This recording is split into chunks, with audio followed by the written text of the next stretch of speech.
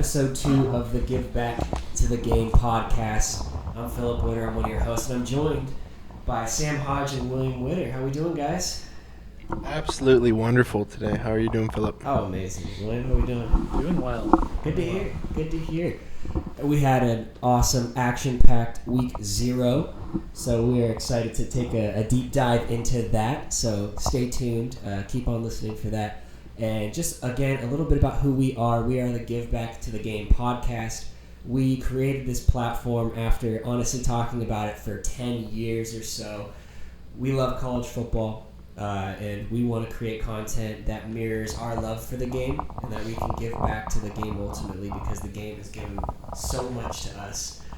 So if you consider yourself a college football fan, and if you are a college football sicko, this is the content for you, and this is what we hope to create: a space and a platform that really speaks to that group of college football fans. So we're excited to get after it again this week and talk some more ball.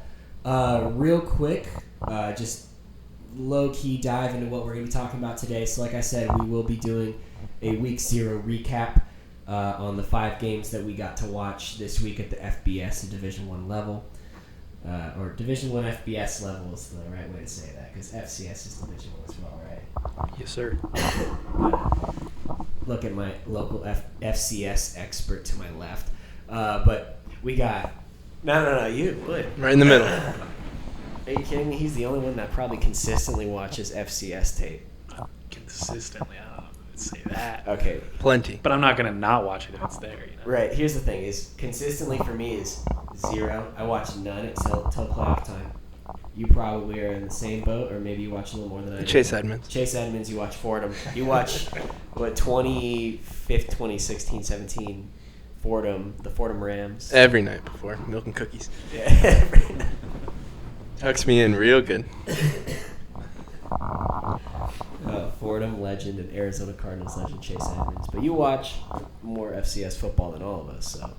Yeah, that is true. Okay. Well, anyway, we will be going over, to get back on topic, we'll be going over the 5 Division I FBS games that we got to watch this past Saturday. It is a wonderful Wednesday afternoon here in Arizona when we are recording this. So tomorrow feels like the fulfillment of 7 months of waiting. Finally, a full weekend slate of college football. Fellas, can I just get your honest reaction to having to wait 7 months and it just being so close? Yeah, we're here. It's time. Well, you sound so excited. I am so excited. You are. But, we spent all off season just watching tape on YouTube, watching games back. But just being able to see these guys come out and having something to do all day on the weekends. Let's go. It's about time. I know. Weeks get longer as we get closer. Last week felt like it took forever. These 3 days without ball before Thursday feel like they're taking forever. I just need it. Make it to Saturday. One more sleep, and we have college football starting at 2:30 our time, 5:30 Eastern, with Boise State, South Florida, starting us off. But we will get into that a little bit later once we go into some more of our content. Following up, after our Week 0 recap over those games, we will be discussing the most intriguing QBs that were named starters for their respective programs and just in the last week or two. Then we'll be continuing with our last week's conference breakdown. We'll be highlighting the Big 10 and the SEC for obvious reasons, being the 2 biggest Power 4 conferences. And we may touch on the MAC and the Sun Belt. Not sure if we will. If we have time, we'll do it. And then real quickly, maybe touch on the Pac-12 and independence as well. And then following that, we will do a quick preview of the Week 1 slate that we have coming up this weekend. I mean, we have 5 days of college football starting tomorrow afternoon, so honestly, it's going to be a fun weekend. And the last few segments we have, we're going to be going over some early Heisman watch list, the way too early Heisman watch list, some betting favorites, and then who we think some dark horse Heisman candidates might be. We will also go into small school, big impact is what we're going to call that segment. It's schools that don't necessarily get the same kind of recognition that Power 4 schools get, that we feel like have made a big impact on their programs and will continue to be big impact players throughout the season and maybe work themselves into being, day 2, day 3 picks come NFL draft time and make some NFL rosters. Some 53-mans is what yesterday was cut day, right? Tuesday? Yeah, there were some cuts. Yeah, I think all the cuts went down yesterday. Some cuts the day before, but yeah, we're all at 53 now. Yesterday was officially cut day. And then, as you all know, we are also a big Arizona State podcast, so we will do a quick ASU game preview because, as you can see, we are all just so jazzed to be able to watch our Sun Devils take on the mighty NAU Lumberjacks from up north. And then we'll be ending the episode there with a quick outro. So, without further ado, right, I do want to transition now into our week 0 recap. But before we do that, I realized I forgot. Let's plug the social media. At GiveBackTTG on all platforms. Instagram, Twitter, or formerly Twitter, now X. TikTok, we're also GiveBackTTG. You can now find our podcasts, the audio being put on Spotify. Thank you, Sam. There'll be video as well. With on video. Spotify going forward With for this video. episode as well.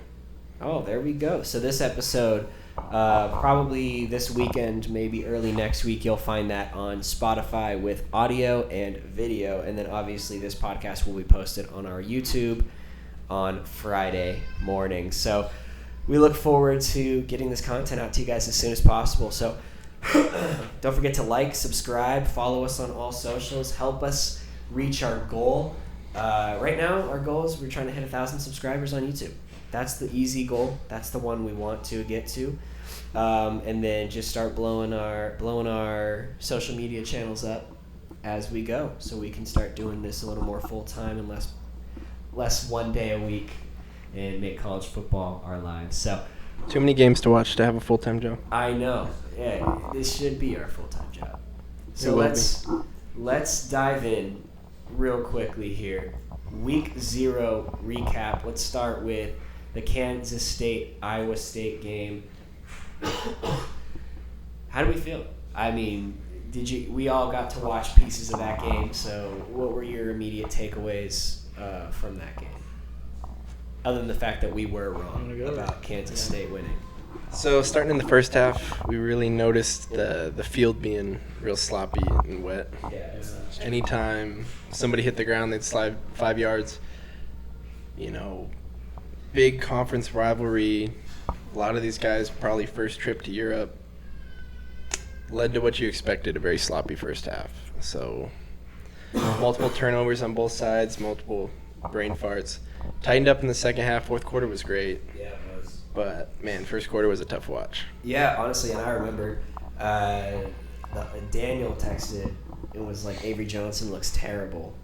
And I had to come to Avery Johnson's aid there and say, like, no. He just is having a hard time gripping the football. Now, that will probably, come into play when it comes to, like, the combine season and they're doing hand measurements. I imagine he'll probably have smaller hands just purely based on how he was having a harder time gripping the football, and Rocco Becht honestly did just fine gripping the ball.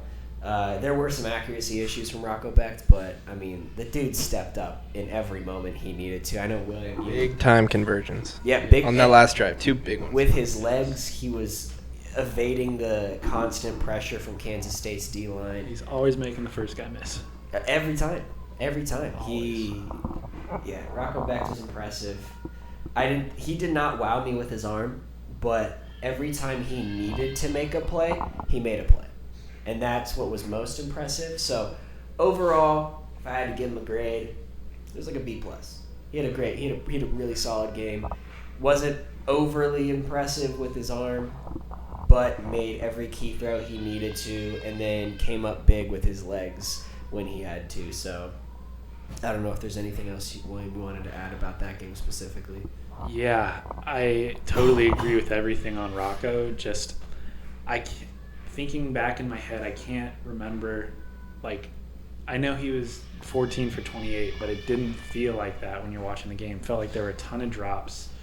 Like, when I think back on that game, I remember, wow, he is like the 2 touchdown passes, just pinpoint accuracy. And as you already touched on it, he just makes throws in big moments. His pocket mobility, you kind of feel helpless being the defense when Rocco Becht is the opposing quarterback. It's 3rd down, 3rd and 4. It's like he's either going to dot us right here or he's going to break out 2 spin moves and truck a guy for a first down. You got 4 giant tight ends that can be playing tackle, or they could tighten down and be big receivers. So you don't really know what's going to go down on 3rd and 4th down with Iowa State. Unless you're ASU, in which then you'll handle them in the Big 12 championship. Easy work. By, what, 5 technically 4 possessions, 26-point game and 4 possessions. So, yeah, honestly, what I will say about this game is it did not feel like Iowa State won this game. It felt like Kansas State lost. And, I mean, all I can think about is that, that cheesy clip of Russell Westbrook getting asked that question post-game, and he just goes, what are you talking about? But, honestly, that's how I feel about this game. Kansas State had 2 crucial fumbles. They had, they couldn't convert on 4th and 1 twice. Yep. They didn't convert on 3 4th downs. On 4th and 8, drop pass. So they were 1 for 4 on 4th down. They could not consistently stop the run. I thought Kansas State's defense honestly looked so good, and we were all kind of texting back and forth during the game like, this defense might be one of the best in the Big 12. And it's funny, they couldn't stop the run. Like, I felt like they stopped the run well all game until the last drive of the game. Yeah. That's when they were just ripping 6, 7. That's always how it happens. Hansen just wore on them. But always how it, what are you going to do? What are you going to do? I didn't mean to do that. The white boy swag. Yeah. Oh, you're doing the 6-7?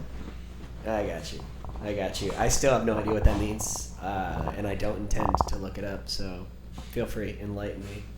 But it's not happening for me. But yeah, so all in all, great game. I know we had said that Kansas State was probably going to cover and win by more than 3, and I even thought they would win by 2 scores or more. Now, I also didn't know there was going to be a bad weather game, but you know what? I'm going to raise my hand and say I was wrong. Iowa State's defense looked really good at times.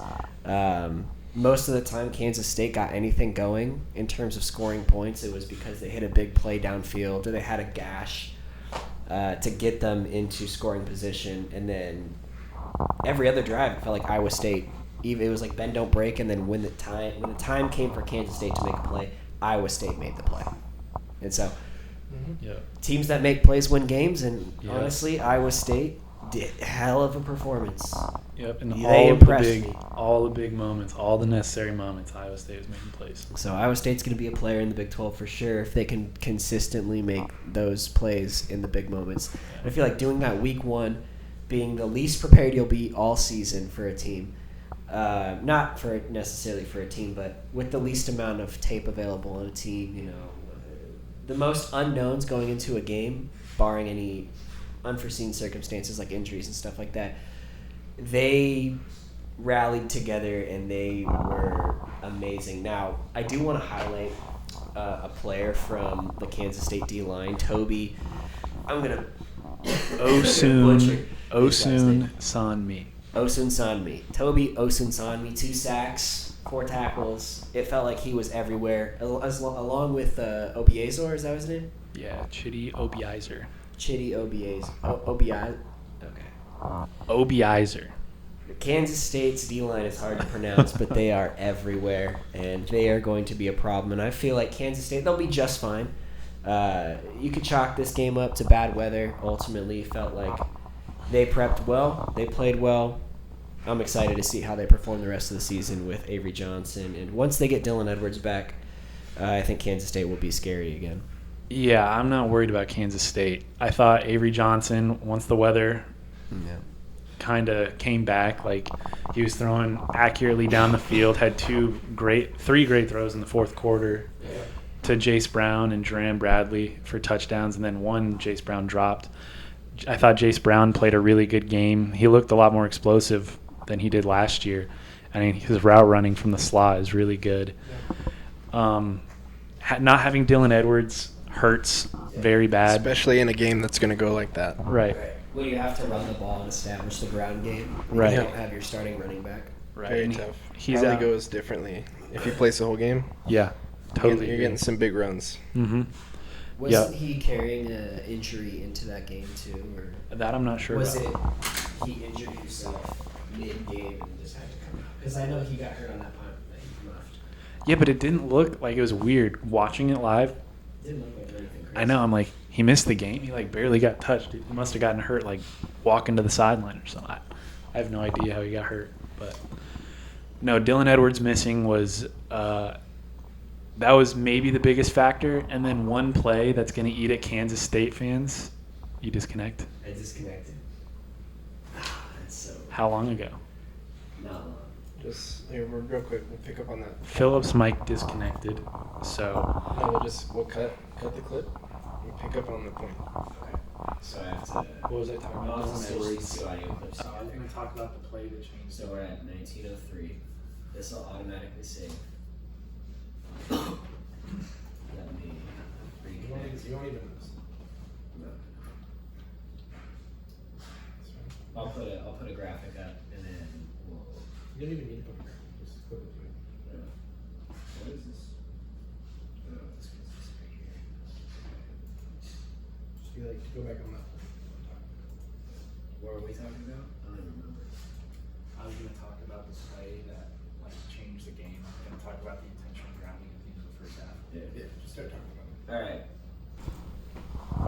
Okay, we are back. Sorry, my mic cut out, and we had to stop the recording and go back just because it wouldn't pick up. Anyway, jumping back into that point about Kansas State, William, I know you were saying something, so I'll let you take back over what you were saying. When you go back and rewatch the game, Kansas State was like they had so many drives put together. Some ended in fourth downs that they couldn't get, like 1 yard. It's frustrating to watch, and then they had a 4th and 8 that they didn't convert, but they were driving on all those drives and moving the ball downfield. Joe Jackson fumbled at the 25-ish yard line after a big run, just constant mistakes. 4 turnovers right there. And all of those hurt, and that's why I feel like Kansas State's going to get a lot of those fixed, and they're going to be just fine. But the play that really stood out to me was at the end of the first half. It's about 30 seconds left in the game, or in the half. Avery Johnson gets blitzed, tackle, shoots over the center, crosses center's face, and the linebacker goes from one A gap to the other, and they kind of twist around each other. The center couldn't pick it up, and then Avery Johnson kind of panicked and just floated it out there. The thing that sucks about that is if they could have picked it up, there's a switch release vertical from Jace Brown. If you go back and watch that clip, he was walk-in touchdown. Yeah. Walk-in touchdown, puts Kansas State up 7 He was going into cooking all half. night. Yep. He's special. He is really good. And then, so you take 7 points off the board by not being able to get that ball out there. And then not only that, you take an intentional grounding, knocking yourself out of field goal range, and they come away with no points on that drive. And they ended up losing by 3, and I know Iowa State probably could have marched, scored that touchdown at the end of the game, but the game goes differently if that play goes differently. So it's just if I'm a Kansas State fan, I'm punching air. I'm not sleeping well that night because of that play. Yeah, and I agree with you. No, a lot of little things just kept going wrong. Yep. And, Kansas State couldn't do the little things right, and Iowa State did the little things right. That's why they came home across the pond with the W. There you go. And if you're Kansas State, you're not happy about the little things going wrong, but you figure if you can clean it up, we just lost to the Big 12 runner-ups by 3 points. Yep. One thing about Kansas State that I've noticed that kind of traveled into this year is early in the game script, you're seeing it's going to be run, it's going to be short pass, it's going to be tight. Avery Johnson's not going off his first read. I think they need to open it up early. Because once they start opening it up with Jace Brown pushing the ball down the field, getting Avery Johnson in space, that's when things really open up for Kansas State and makes them special. I just feel like they come out too conservative, they come out too tight, then they lose a drive or two, they go 3 and out. Yeah. I think they really need to come out and open it up. I think it was maybe the third drive where everything was tight, they really weren't pushing the ball down the field. And they came out and ran some sort of jet play with Avery Johnson motioning out, and they got like a 25-yard gain. Yeah, that was a crazy play. And so great play design. That was a great, especially with your running back going down, really opening it up. I want to see more of that out of Kansas State. Yeah. And I know Dylan Edwards isn't playing this week. Yeah, North Dakota. All right, first of all, I feel like that's crazy. No, they should have the week off. Yeah, they should have a bye week in week 1 after going especially to traveling Dublin, from Ireland. Yeah, because, that's not an easy flight. Then you have to prepare for a whole other team. And it's a Saturday, too. It's not like they played on Friday or something. Right, no, they play Saturday. You leave Saturday, and, you got all sorts of distractions. I know Avery Johnson's family had a whole thing going on post-game. That's crazy. So, Kansas State's dealing with all sorts of stuff. And it got Florida State off on a bad foot last year. Yeah, it really did. You really don't want to go. You don't want to be can't Florida drop State. anymore. No, Kansas State's not Florida State. Who do they have play a next? competent quarterback. North Dakota. Yeah, they play North Dakota. So, Can't go down 0-2. You can't go down 0-2. Yes, North Dakota's no slouch. Never overlook an opponent. Never look past them. But it would be, I feel like it'd be courteous to the teams that are having to make that traveling accommodation, like in the same way that Stanford had to travel to Hawaii. Any team that's traveling more than 1,000 miles to go to an away game in week 0, especially being an ACC school. Yes, all the way across. Notable East Coast ACC, Stanford, from Palo Alto, California. So far. But anyway, okay, well, we'll jump into the next game. We got UNLV, Idaho State. This one was kind of a shocker. Way more points than I was expecting, especially from Idaho State.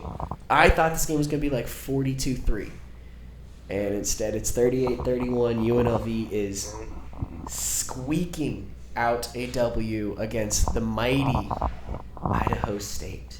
Were they the Tigers or Bengals? Bengals. Okay, so the Bengals. The mighty Idaho State Bengals. Idaho State has some weapons on offense. Dude. There's some guys that impressed us. Is it Deshaun Brooks? Deshaun Brooks. Yep. Deshaun Brooks. Chandler High School.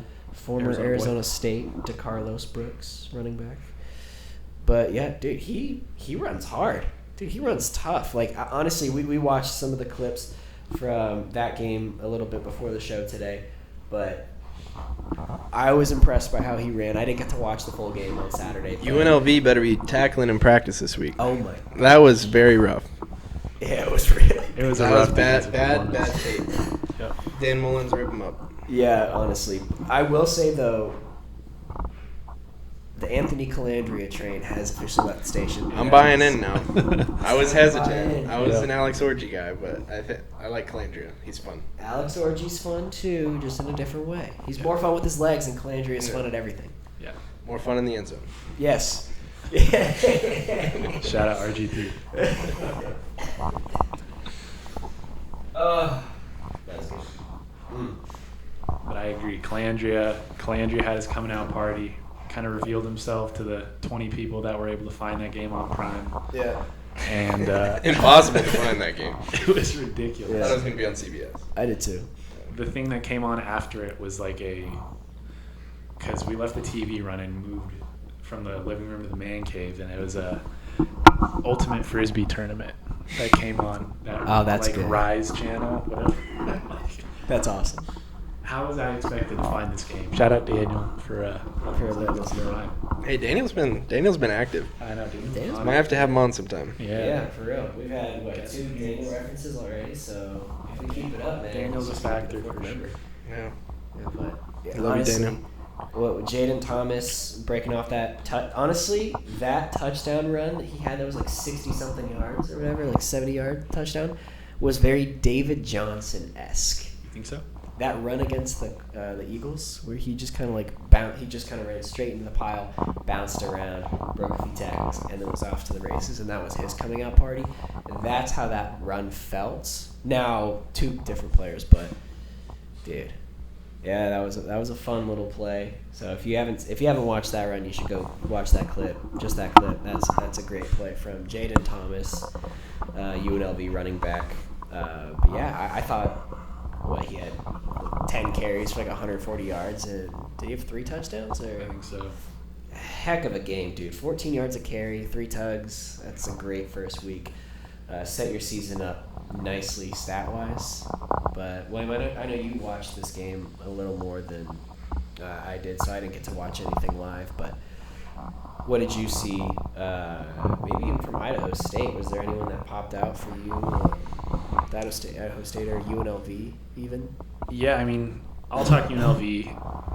I think Sam had some things on Idaho State, but yeah, UNLV, Anthony Calandria, I already mentioned it. Like, he's a smaller guy, but my goodness, is he fun to watch. Everybody should be tuning in that Friday night Sam Houston State game because he is electric. He runs the ball. He's got some wiggle to him. He's got some Sam Levitt in his game.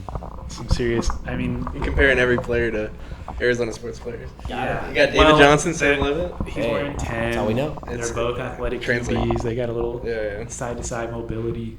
It's kind of an easy. Easy. Oh yeah. Sam Levitt's coming after NAU. Yes, he is. It's not going to be pretty. It's not going to be pretty anymore. Whoever that NAU. There's bulletin board material. That is bulletin board material. Yeah. We'll get into that later too. But yeah, Calandria is a lot of fun to watch. Jaden Thomas, as you mentioned, played really well. Yeah, offensively, that was pretty much the story of the game. Once they got Calandria going, because they were kind of rifling back between Orgy and Calandria. Once they kind of gave Calandria the keys to the car, in the second half, they were just moving the ball up and down the field, no problems. And that was kind of it for UNLV. I was really disappointed in the defense. Like, you could see the twitch and explosion from the 4- and 5-star guys, but oh my goodness. They did not play just a defense that had miscommunications all over the field. There was like several halfback draws they ran. Bro, step on the mic. I stepped on the court. Yeah. But keep your thought and just jump right into it. Yeah. Sorry, it happens. It's so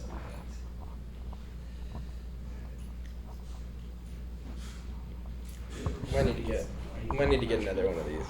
Oh, for sure. I want to do it this week, but it's a long. Yeah, I turned the AC down because I was a little thirsty. You got more work tomorrow. You got more editing. You're making this harder on yourself. I really am making this hard myself. Yeah, you can turn the AC down. Don't lose your point.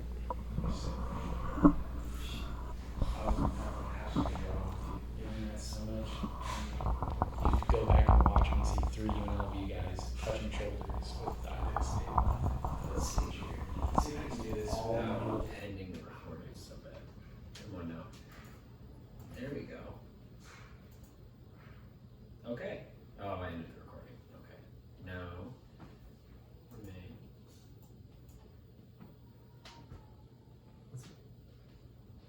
Yeah, the mic disconnected. We're gonna edit it. Yeah, we're gonna edit this out. Okay. And now we are back again. Sorry, my mic. I gotta get a new microphone. This mic does not connect very well. The input, the little metal thing is all bent, so I have to hold my finger in this position, otherwise it disconnects. Anyway, Wayne, we're starting to cook on UNLV, so you get back to it. Start chefing it up. Yeah, just UNLV. They had this halfback draw run against them several times. It's kind of a sprint draw. And I'm watching, and I see 3 UNLV D linemen in the same gap. I'm like, what is going on? It's crazy. And then just blown cover. Are we good? Yeah, we're good. Blown coverages in the secondary, guys running wide open. Just the issue is not the athleticism, it's the communication and the understanding. So you're hoping by week 6 they get all that kind of worked out. If so, they got a real shot. They got a lot of talent. Yeah. And the Mountain West is particularly weak this year. I know, like, Hawaii is in contention to win the Mountain West, and when that happens, that's usually not a good sign for the conference. R.I.P. Cole Brennan. It's gonna get broken up even more. I know. Everyone's This is last leaving. year, right? And Yeah, Pac-12. a bunch of them are getting Pac-12 poached. coming back. Pac-12 is coming back. I mean, you're finally. losing your top 2 players in Boise State and Colorado State. Yeah, Fresno State too, right? I think so. Yeah. Was it? So it's Boise State, Colorado State, Colorado State, Fresno State. I think is going. Gonzaga. San Diego State. San Diego Is State's Gonzaga going? Gonzaga. Outside is, of other sports? They're going in basketball, right? Yeah, but I don't think they're going to the Pac-12. I think they're. I thought they were going to Pac-12 and basketball. Oh, they might be. Yeah, you're right. Oh, and Texas State. Texas State is the new Pac-12. The newest Pac-12. All right, one thing I want to put on the record. I've had this theory for a while. I think we're going to go down 4 or 5 years from now, maybe even longer. I think you're going to see it's going to start with Stanford and Cal getting fed up.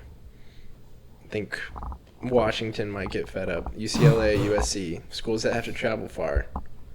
I think there's going to be a push to bring back the original pack. I think it's going to happen. I'm putting it on record. They're going to get the band back together, and the original pack's going to come back. Yeah. We're going to look back at this. I would love that, but honestly, I love being in the Big 12. Because it's easier. A little more so open. wide open. I like winning. I mean, 1 year in football and we win. Now, it does make basketball season harder to Way watch harder. as an ASU fan. But I'd rather give up basketball. I'll totally give up basketball for football. U of A could never. Yeah. They could never. They could never. But anyway, we feel good about UNLV and Idaho Anything State. to talk about Idaho State? Oh, you want to talk about? Yeah. I think Idaho State had a bunch of weapons that really impressed us. You saw Jordan Kilk threw the ball 50 times, had a couple interceptions, but really we didn't really expect much. It's Idaho State. Right. What was it, a 28-point line? I think 25. 25-point Yeah. line. It Was got it up to 28? 30 at one point. Wow. Yeah. Yeah, it was like 30 Shout and out a the half, Bengals, and man. then- Yeah, they did. They jumped out to a 10-point lead. 7.3 yards per carry for Deshaun Brooks, breaking tackles, against put up some really good tape. Yeah, he did. And then Michael Shalokov, that's how you're saying his name. Yeah, the kid doing Shulikov. Big kid. Shulikov? He had that double throwback pass where he threw touchdown to Jordan Cook. It was fun, man. Yeah. Mm-hmm. They really showed out. Being week 0, they probably the biggest audience that they've. I haven't watched much Idaho State, but I watched Idaho Right. State last week. So. Right. Yeah. Good job. Really impressive performance. Would have been nice to see him pull it out, but I was impressed. Yeah. And, we'll let you guys determine whether or not we were right about this game because the line for the game, like the total, it bounced between like 65.5 and 69.5.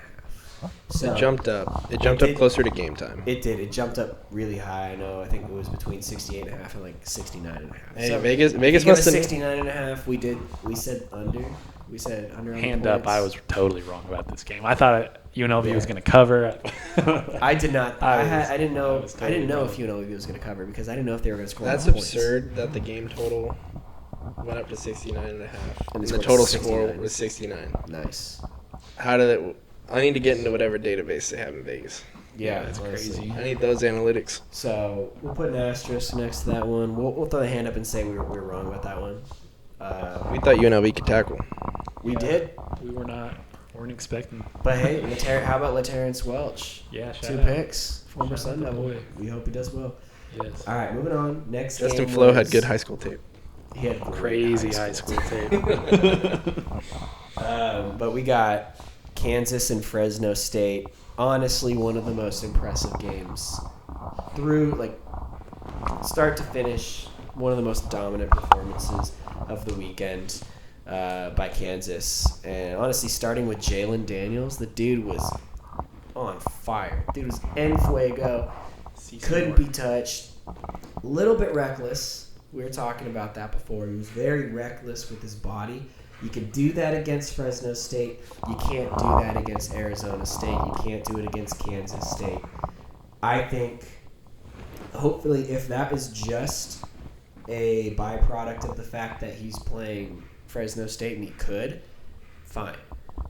If he does it all season, we're probably going to see the backup play again because he has struggled with injury issues. So I'd like to see him get down and protect himself more. But man, dude was ripping it. He's like 17 for 20 or something like that. 18 for 20. 18 for 20, 3 touchdowns.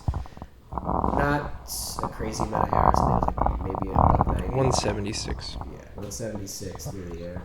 But he did have a good amount on the ground, so yeah. Good 47 rushing yards. So did he have a touchdown on the ground? Mm-mm. No. So just the 3 through the air. But I think we should talk. I know Jalen Daniels is probably the player of the week throughout. You could him or Matthew Henry, but he's in the running for probably player of the week. He was one of the only genuine Heisman watch players last week. Right? Yeah. And I agree with that. But one of the players who honestly probably looked the best on tape was Daniel Highshaw. Yeah. Wait a minute, you were talking a lot about it. I remember watching when we were up at the golf tournament in Flagstaff 2 years ago. Kansas played Illinois. They're getting throttled. Devin Neal either goes down or is back up. Daniel Highshaw comes out. I just see this dude breaking tons of tackles. I'm like, log that one away. But he finally gets his chance. Devin Neal's gone on to greener pastures. Well, maybe not. He's on the Saints, so maybe not greener pastures. But yeah, but I mean, Kamara's like 30, 31. Yeah. His time's time coming. is coming. Yeah. And so Devin Neal will be the heir to. There's some high draft picks coming to New Orleans as well. Very so. true. Maybe a quarterback. Chicago, like rise. Maybe New Orleans. a legacy quarterback. Mm-hmm. Last name rhymes with Fanning. Maybe. Or Sam Levitt. This is a Tyler Shuck podcast. So. This is it. We are a pro Tyler Shuck product. Spencer Rattler starting? Yes. Yeah. We're also pro also Arizona boys. Yeah, we're also pro Spencer Rattler. We're So pro this was that- really a win-win. Yeah. In a whole quarterback We're for competition. the Arizona boys. Anyway, but jumping back, Yeah. Daniel Highshaw. Daniel Highshaw, man, he looked incredible. The way he's breaking tackles, jump cuts, he's so smooth, and he's a bigger back, so dudes are just bouncing off of him. Like, I was really, really impressed with his game. Dude, him and LaShawn Williams, Former they Iowa have- former Iowa Hawkeye.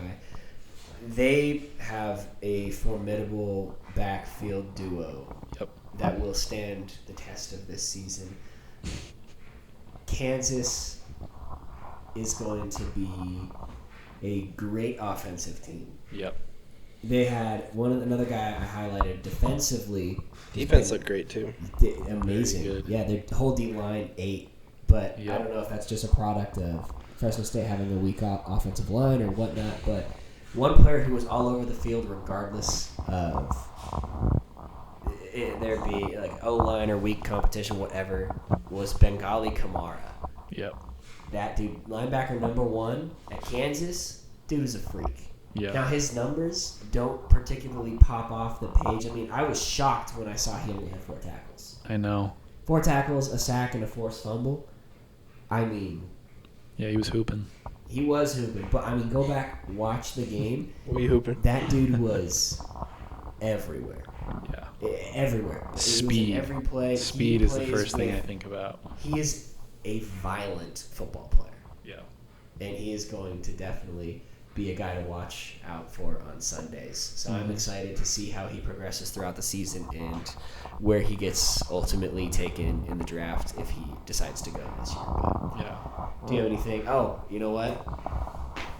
I got to show out for E.J. Warner. Honestly, even though he threw 2 picks, didn't have the greatest game, I thought he actually played so much better than what his numbers said. He was 18 for 29, threw 2 picks, but one of those picks was on a tipped pass where his guy dropped the ball. It literally went right through his hands, right to the defender. Rawls, number 2. and then the other pick was bad. It was just bad. Yeah, that was him. But that was all him. Yeah, sorry EJ, but another Arizona boy. Yeah, Arizona boy. Brophy. Proud of Brophy High School, but honestly, I was so impressed the fact that he was facing pressure all game and he constantly continued to step up and make big time throws, giving his receivers a chance at least to make a play. And honestly, the fact that they even hung around. And now the score, it wasn't really ever close. I mean, they lost 31-7, but they would have gotten blown out like 49-0 without EJ Warner. He was the lone bright spot at Fresno State. Yeah. And you guys agree with that? Yeah, he had some pretty nice touch passes on those deep in breakers, throwing with guys just hammering him, like both quarterbacks. If we can even go back to Jalen Daniels too, like he was doing the same thing, stepping into throws, getting absolutely smoked, delivering strikes. So very impressive from EJ Warner. But Jalen Daniels, I mean, there was some serious NFL talent showcased on that field. Yeah. Arm strength, ability to make off-platform throws, ability to throw with linebackers and D linemen bearing down on you, and then still throwing with accuracy. Yeah. My goodness. It was like he's a mix of Jalen Milroe and Lamar. Yeah, You're gonna put him in the same category as a prospect. Yeah. I mean, when you get having an athlete like that at quarterback, Yeah. you know. What's crazy is he looks bigger than Lamar. He's got that same kind of wiggle to him, but he has the arm strength of Jalen Milroe. He's got a rocket. That first He may run, be more accurate than in the first quarter when he took off and juked to the right 3 times in a row, that looked just like Lamar. Yeah. That was the most. I know you're bringing up the Lamar comparisons. Yeah. That's when it was. In the open field, it just didn't even touch him. Yeah, because honestly, no player is truly like Lamar Jackson, but I remember there was that run against Florida State, like his Heisman moment, you know what I mean, where he, takes off and it's like a 60-yard rushing touchdown, and at the end he spins around 2 defenders while tumbling into the end zone. That specific play compared to Jalen Daniels on a quarterback, I think it was a QB design run in the first quarter, and he made a similar style like juke move where I was just like, oh dude, he's got that same kind of twitch that Lamar has. And if I was an NFL scout, I would be salivating at that. Giving his, I don't know how big he is. Do you have his? I think he's like 6'1". He's kind of shorter. Really? Oh my god. He's 6 foot 220. Yeah, 6'1" was generous. Dang. Oh my gosh. Visually, I think of Russell Wilson when I watch Jalen Daniels. Really? That's what I think of. He's got a little more juice in the open field and a little more willingness to make defenders. A younger Russell Wilson. People forget how good Russell Wilson was at running the football. He was before Lamar Jackson, he was obviously not Michael Vick, but he was the number 2 guy. Yeah. Constantly leading the league in rushing at quarterback. The thing I like that you brought up about Lamar, though, is Russell was never a design QB runner. He was just absolutely snap ankles, break sack, scramble. But Lamar is the thing that Jalen Daniels does at Lamar, you see from Lamar's game, is the design runs. Yeah. I mean, when we were watching it back today, as soon as you can establish that, hey, my quarterback is the best athlete on the field, when they were running those RPOs to the tight end, I mean, they were manipulating the defense and doing whatever they wanted. Yeah. It was just, they were just playing with their food. Yeah. Just running motions horizontally, play action, opening things up. It just was easy. And if they can continue to open that up on that first drive was just beautiful.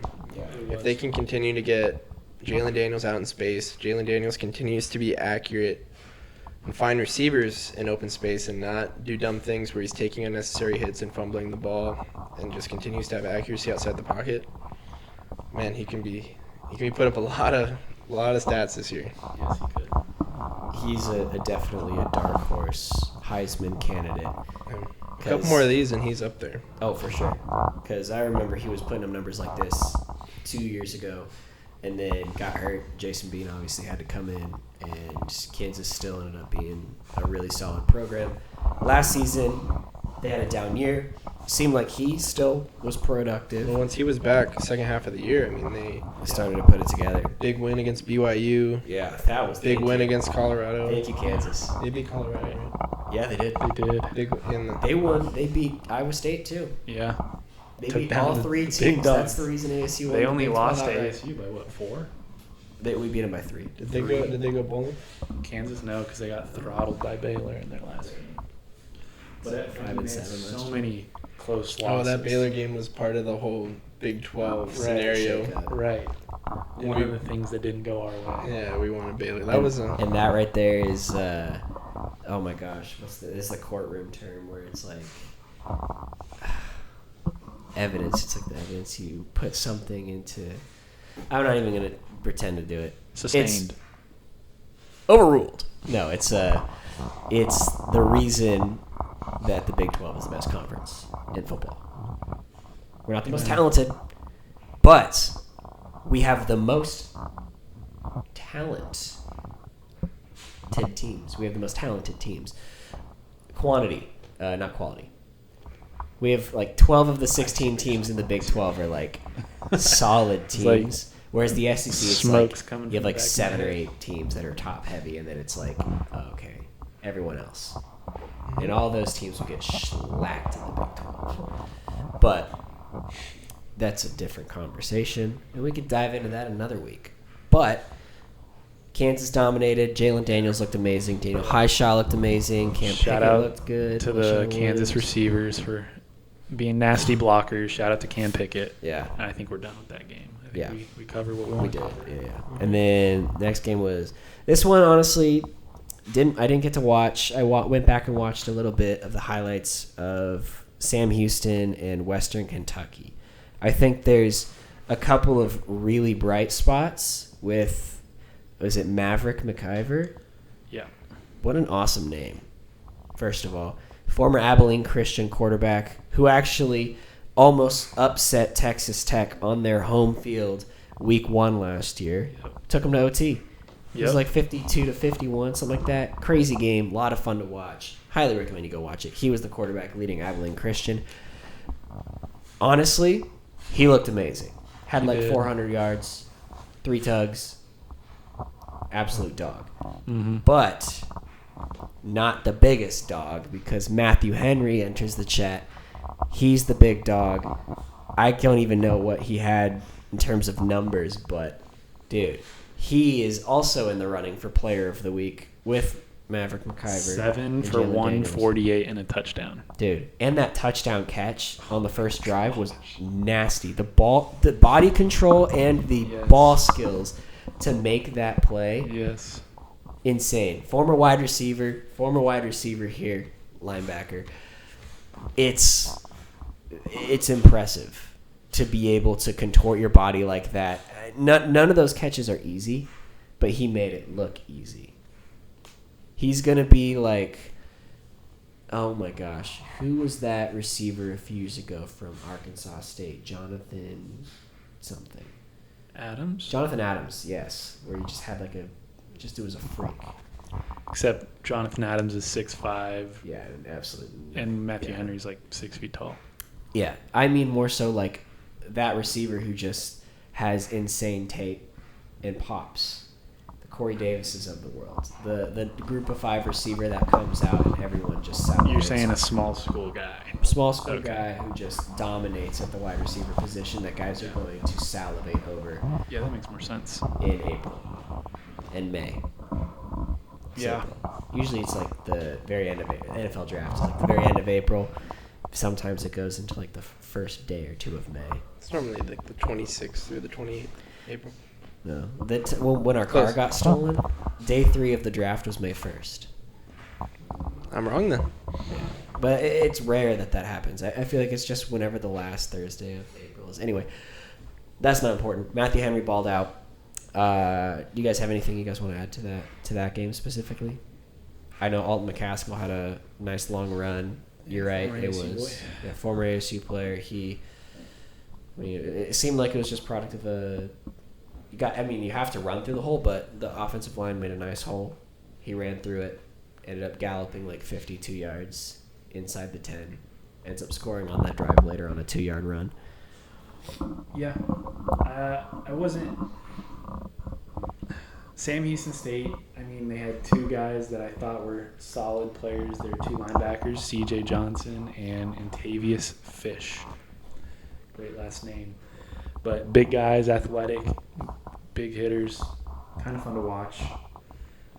Outside of that, like, there's not a lot to love about Sam Houston State. Hunter Watson had some good plays, but he also, like, his receiver room is going to hold him back this year, I think. Really? Not in love with their receiver room. Don't love Caleb Black, former Sun Devil. He didn't play. Did he not? Oh, my gosh. He didn't play. Yeah, so I didn't watch if he gets the game. healthy, maybe. But I thought Elijah Green, their other running back, I thought he had some juice. But, I mean, really, Western Kentucky is the show. Maverick McIver, like, the way the ball comes out of his hand is just beautiful to watch. You feel like he knows where to go with the ball, given that he's played in this offense for 4 years.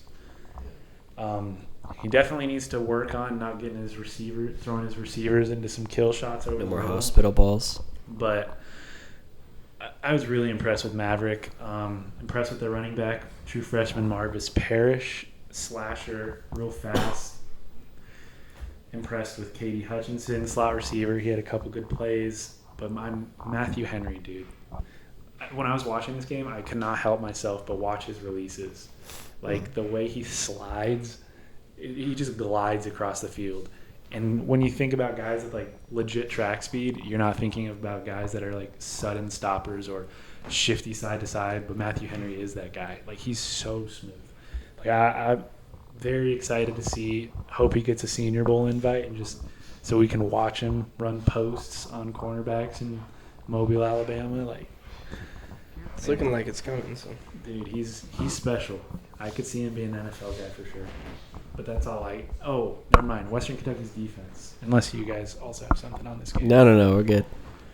Their defense, the defensive line, they brought in like 3 FCS transfers, all productive guys. Dude, they stopped the run so well. Like, Sam Houston State, outside of that one drive and that long touchdown run from Hunter Watson, like, and that Alton McCaskill. Just eating gaps, really tough to move.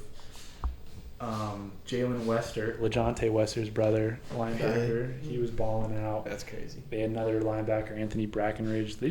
I was impressed with the overall team speed. Like, there was some serious athleticism and twitch on Western Kentucky's team. So I was very impressed. Dang. All right. That gets us into our final game of week 0, Hawaii-Stanford. Maybe one of the most chaotic and fun games to watch of this week. Stanford taking it 23-20. So just to recap, we missed on Kansas State. We missed on the line at maybe asterisk on UNLV, Idaho State. We were right about Kansas covering the 14. We were right about Western Kentucky. I think, did we say the over on points? I don't remember what we said. Did we say Western Kentucky to win by 10 or more? Something like that. I think I picked Western Kentucky. I don't know if I picked them. I just picked them to win. So yeah. So we chalk that up as a W. So depending on how you rank the other one, we're 3-1 so far. And then the last matchup, Hawaii. We also had Hawaii covering and winning 4-1. Solid week. So depending, we're 3-2, we're 4-1. Depending on how you see it, we make the rules. We're 4-1. We control the narrative. We're 4-1. It's a solid. That's a solid percentage right there. But yeah, Hawaii. Micah Alejado continues to impress with how quickly he gets the ball out and how accurately it is.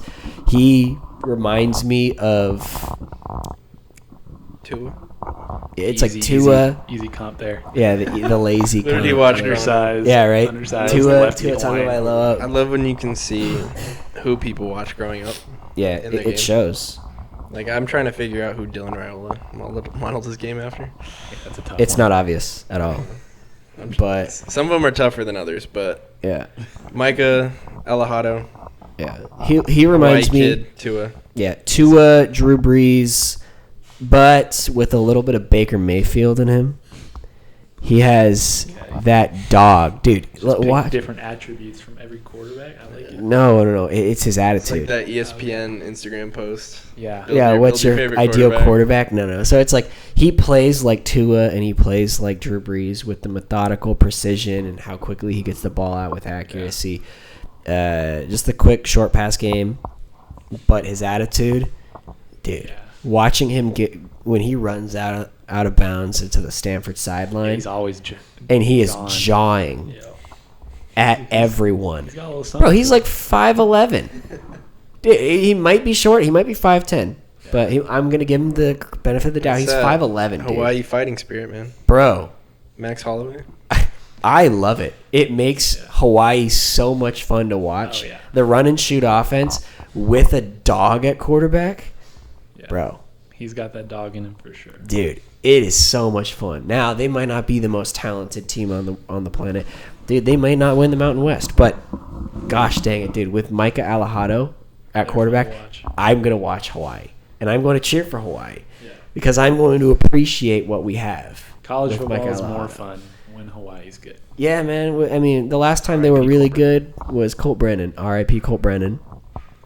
We had some fun Arguably, with Cole McDonald. we did. You know, we did have some fun with Cole McDonald's. Chad Braden Cordero. Schrager, man, we thought we had something and we didn't. But, I mean, honestly, when we talk about it later, Hawaii, man, they got to be licking their chops. Those aren't this the only week. weapons on offense. And they got some receivers Yeah. over there.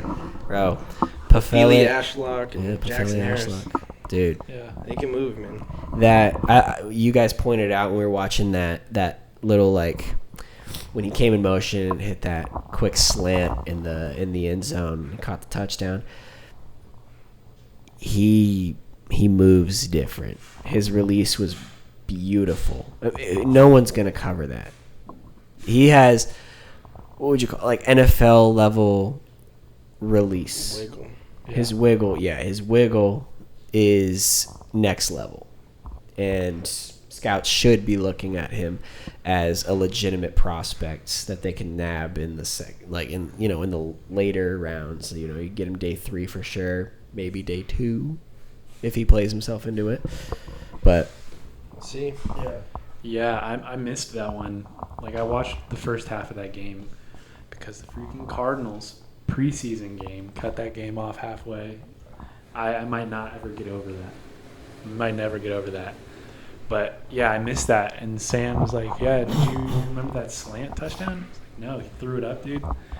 The ability to get in and out of cuts so smooth without tipping off, like, where he's going. Insane ability. Really good. Really smooth. Long player. he's a route technician. He's solid. He's like Austin Witherell, the jump shot technician, but he's the Only Daniel's gonna slithery, get that one. bro, slithery route technician. The dude has got beautiful release, beautiful route running ability. Definite NFL guy. I didn't see a lot from Jackson Harris. I'm sure he popped. I didn't have a That's chance his to former actually team, watch that game. Former Stanford Cardinal. I do know that, to your point, I was trying to pop the game on in the third quarter, It wasn't on. and it wasn't on. I kept getting the Cardinals preseason game. Dude, who cares to watch the third preseason game? Yeah, I get it. We're Cardinals fans. I'm a Cardinals fan. We're all Cardinals Cardinals fans. fans. We all love the Cardinals. All love the We Cardinals. don't love the Cardinals preseason Why third game. the hell would I want to watch the Arizona Cardinals' third preseason game against the Raiders when nobody of substance is playing? Yeah. Kyler Murray's not playing. James Conner's I'm not not trying playing. to watch Marvin Clayton Harrison's Tune not to- playing. Why would I care to You watch forgot that about game? a big name, though. Clayton Tune was You're right. playing. Clayton Tune played. The I don't former know. Arizona Cardinal quarterback. I think I'm the only one here that loves the Tune Show. No, I think I got some Tune haters over here. we're Looney Tunes. I was for playing happy Tune. when Hawaii snapped off. And I was ready to watch State Farm Stadium with 30% capacity, dollar entry tickets. That's right. Watch guys who We're are so now sorry. on Indeed.com like we are. Yeah.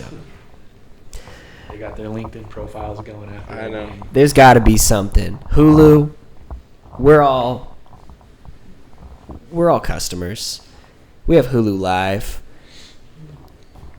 Give us the option. It had to be a local thing. I don't think It was a local thing. Okay, Hulu didn't have a whoever chance I'm with complaining to, CBS, If we were in ACC territory, Yeah. bro, this We'd wouldn't still be a get- problem. Everyone that's not in Arizona or Hawaii probably Who didn't we have this play? problem. Raiders. the Raiders. Oh, and dang. Not in That Vegas. might have been a regional thing. They didn't Yeah, move but to Vegas. why, bro? Yeah. I'd rather watch the second half of Hawaii Stanford, where I could have watched Micah Ford, who we haven't even touched on. Yeah, we'll get to Stanford. You know what? Stanford's got some dudes too. All right, I'll be done complaining after this. I got one thing to say about Mike Alejado. All right, No, you he's can- never going to listen to this, but we got to get that man to strap his helmet up. Yes, He dude. wears that thing so loose on the side. His helmet popped off about 4 times. We got to do something about that. They had to call their second timeout in the first half. It's fiery when he gets up and his helmet's off, his hair's going crazy, and he's jawing at these guys that are way bigger than him. But it's not fun when you're the missing backup games. runs onto the field and takes a critical snap, and you got to burn a timeout. We got to address that. All right, we'll be done there. We'll be done with Hawaii, but Stanford. Let's talk. We'll talk about Micah Ford. Ben Gulbranson Not is impressed. terrible. Yikes. We'll give him another chance. Yep. Yeah, He- but I it was was playing wouldn't say good he's football terrible. before. No, He he's had a played bad- good. right. I will say it That was was a bad telling. game. It was telling on the broadcast when they said at multiple different times. They said, "Oh man, yeah, one way to beat Stanford is to get this guy to throw off platform or throw on the run. The guy can't throw on the run." And I'm like, okay, yeah, that's fine. He's a pocket passer. Then later in the game, they're like, yeah, this guy can't really stretch the field, so he's got to work in the short game. I was like, so you can't throw off platform, can't throw on the run, can't throw the ball vertical. Must not be very good. What But he couldn't do was throw a spiral. 15 for 30, 109 yards, He was a dud. 1 interception, 3.6 yards per completion. and this is against the mighty Rainbow Warrior defense from Hawaii, and a not very impressive defense. They did not in the run game. I was a little more impressed with some of the Their pass DBs. defense. But yeah, I agree. And it's frustrating for Ben Gulbranson because I remember watching him at Oregon State take it to ASU, and he's played good football before. I just was shocked to see knows? that He could- performance. Yeah, you Could come bring it back next week. He could hear this and put it on his bulletin board. Yeah, You know what? Honestly, Ben, I'd be happy to be on Ben, your you are bulletin board. cooked. You You are suck, never dude. going to be anything. No, yeah. Put this on the bulletin Ben, board. take Remember, this and go pop off next week. that's right. We'll be rooting for you. But Who do they got next week? I don't even know if they even schedule, if they have a game They this even week. schedule. Yeah, they just week to week for Stanford. Yeah. I thought you meant. That's how it feels. I thought you meant they didn't have their Right. next game scheduled. No, I meant like Run if out they of don't time. have a bye. Yeah, Andrew Luck forgot to submit the Oh, schedule card. they do have a bye week. Yeah, I Oh, figured they do. Oh, then they get And go BYU. at BYU. Oh, Tough. that's so tough. It But doesn't get easier. it does give us a chance to watch Micah Ford against a real D line. They got a pretty tough schedule coming up. Yeah, I will. BYU, Boston College, on the road against Virginia. They play a tough San Jose State team, SMU, Florida State, Miami. Yep, Pac's coming back. You don't want any more of this, Stanford. Yeah. It's time to come home. But yeah. Sam, maybe tell us a little bit about Micah Ford. Man, Michael Ford looks like an NFL guy. Yes, Dude, So- let's get excited, man. I couple of love those- this, man. Micah Ford. A couple of those first runs, there was a 3rd and short, another spin move, and contact balance, speed in the open field, consistently hit that spin move to beat past defenders one-on-one in the hole. They were just feeding him, and it was what was working. So I expect Michael Ford to be the offense for Stanford this year. Yeah. Another big name was Sam Rouse, their star tight end. Didn't really do much. Had a couple. Couldn't really get going with the ball in his hands at the beginning of the game. I think that's where you start to get the passing game open. I think you really got to just. They were trying to get him going early, but didn't really get much going. So Gold-Branson really needs to get Sam Rouse going early next week. But man, Micah Ford is special, dude. I really enjoyed watching him. Fun to watch. Burst, tackle breaking. Mm-hmm. Just, oh my goodness. Thick, too. He's like, what, 220? Wait, what? 220. Yeah, Like, what are his measurables? I think he's 6', 220. Dang. He moves. Yeah, so you got it, well 6 for foot, that 220. size, too. Dang, look at you. But, yeah, receiver-wise, not to – C.J. Williams had a couple good plays. Like, I could see the vision with C.J. Williams, but they just did not have a lot to go in that passing game. No. And Hawaii ultimately walked it off with a field goal. Yep. Which I wish I would have gotten to see, but Yep. I didn't. CBS. Anyway. Learned how to kick on YouTube. Awesome story. Really? Yeah. Mm-hmm. No kidding. What is he? Is Japanese? He's Japanese. Yeah, I think so. Was No way. Kansei Matsuzama? That's a total shot in the dark. But That's an awesome name and an awesome story. I will. Kansei Matsuzawa. Matsuzawa. That's awesome. Kanzei Matsuzawa. Hometown Tokyo, Japan. He's a big Dang. guy. He's 6'2", 200. He's There the you next go. Jackson He. Man. He's going to fill in for safety when they can't tackle Micah Ford again. Yeah. There you go. Just watch some Ed Reed tutorials on YouTube and you'll be The Art you'll and be Key. filling that hole. Art and Key tackling Just highlights. watching Arden Ryan Keith. Dawkins. Oh yeah. Okay. But yeah, All another right. big name on Stanford. Offense really wasn't much with Micah Ford. Yeah. But man, Matt Rose, Yes. what was he, number 35? He was all over the field. Mm-hmm. Matt Rose, senior middle linebacker. 30 total tackles, 12 solo, a sack, and 2 TFLs. You watch back the tape, and he's just sprinting sideline to sideline, finishing through runs. Yeah, just max effort. A guy you love to see out there. Just was a guy I didn't know anything about, but just really popped on film. So Yeah. Matt Rose, defensive MVP for Stanford this week Mhm. against Hawaii. All right. So, And that game really did come down to an Aura farm. yeah, it really did. That's crazy. I don't even know. I didn't even get to see that. So I don't even know what that means. Yeah, What it was- happened? They were driving, or no, Hawaii was Stanford was. driving. Hawaii was They run a driving. trick play, like a handoff, reverse, toss back to the quarterback, and the D lineman sacks Gets him. like a 15-yard sack, and it's Yeah. almost pushing him out of field goal range. Right. And And then, then he starts the Aura farm. Ref throws a flag on him. Logan Ryan, who's calling the game, he's like, "Oh, he's Aura farming." Dude was pissed. Dude, he just Oh made my a giant gosh. play, and then The ref doesn't know what he's doing. He might think he's doing some foul stuff.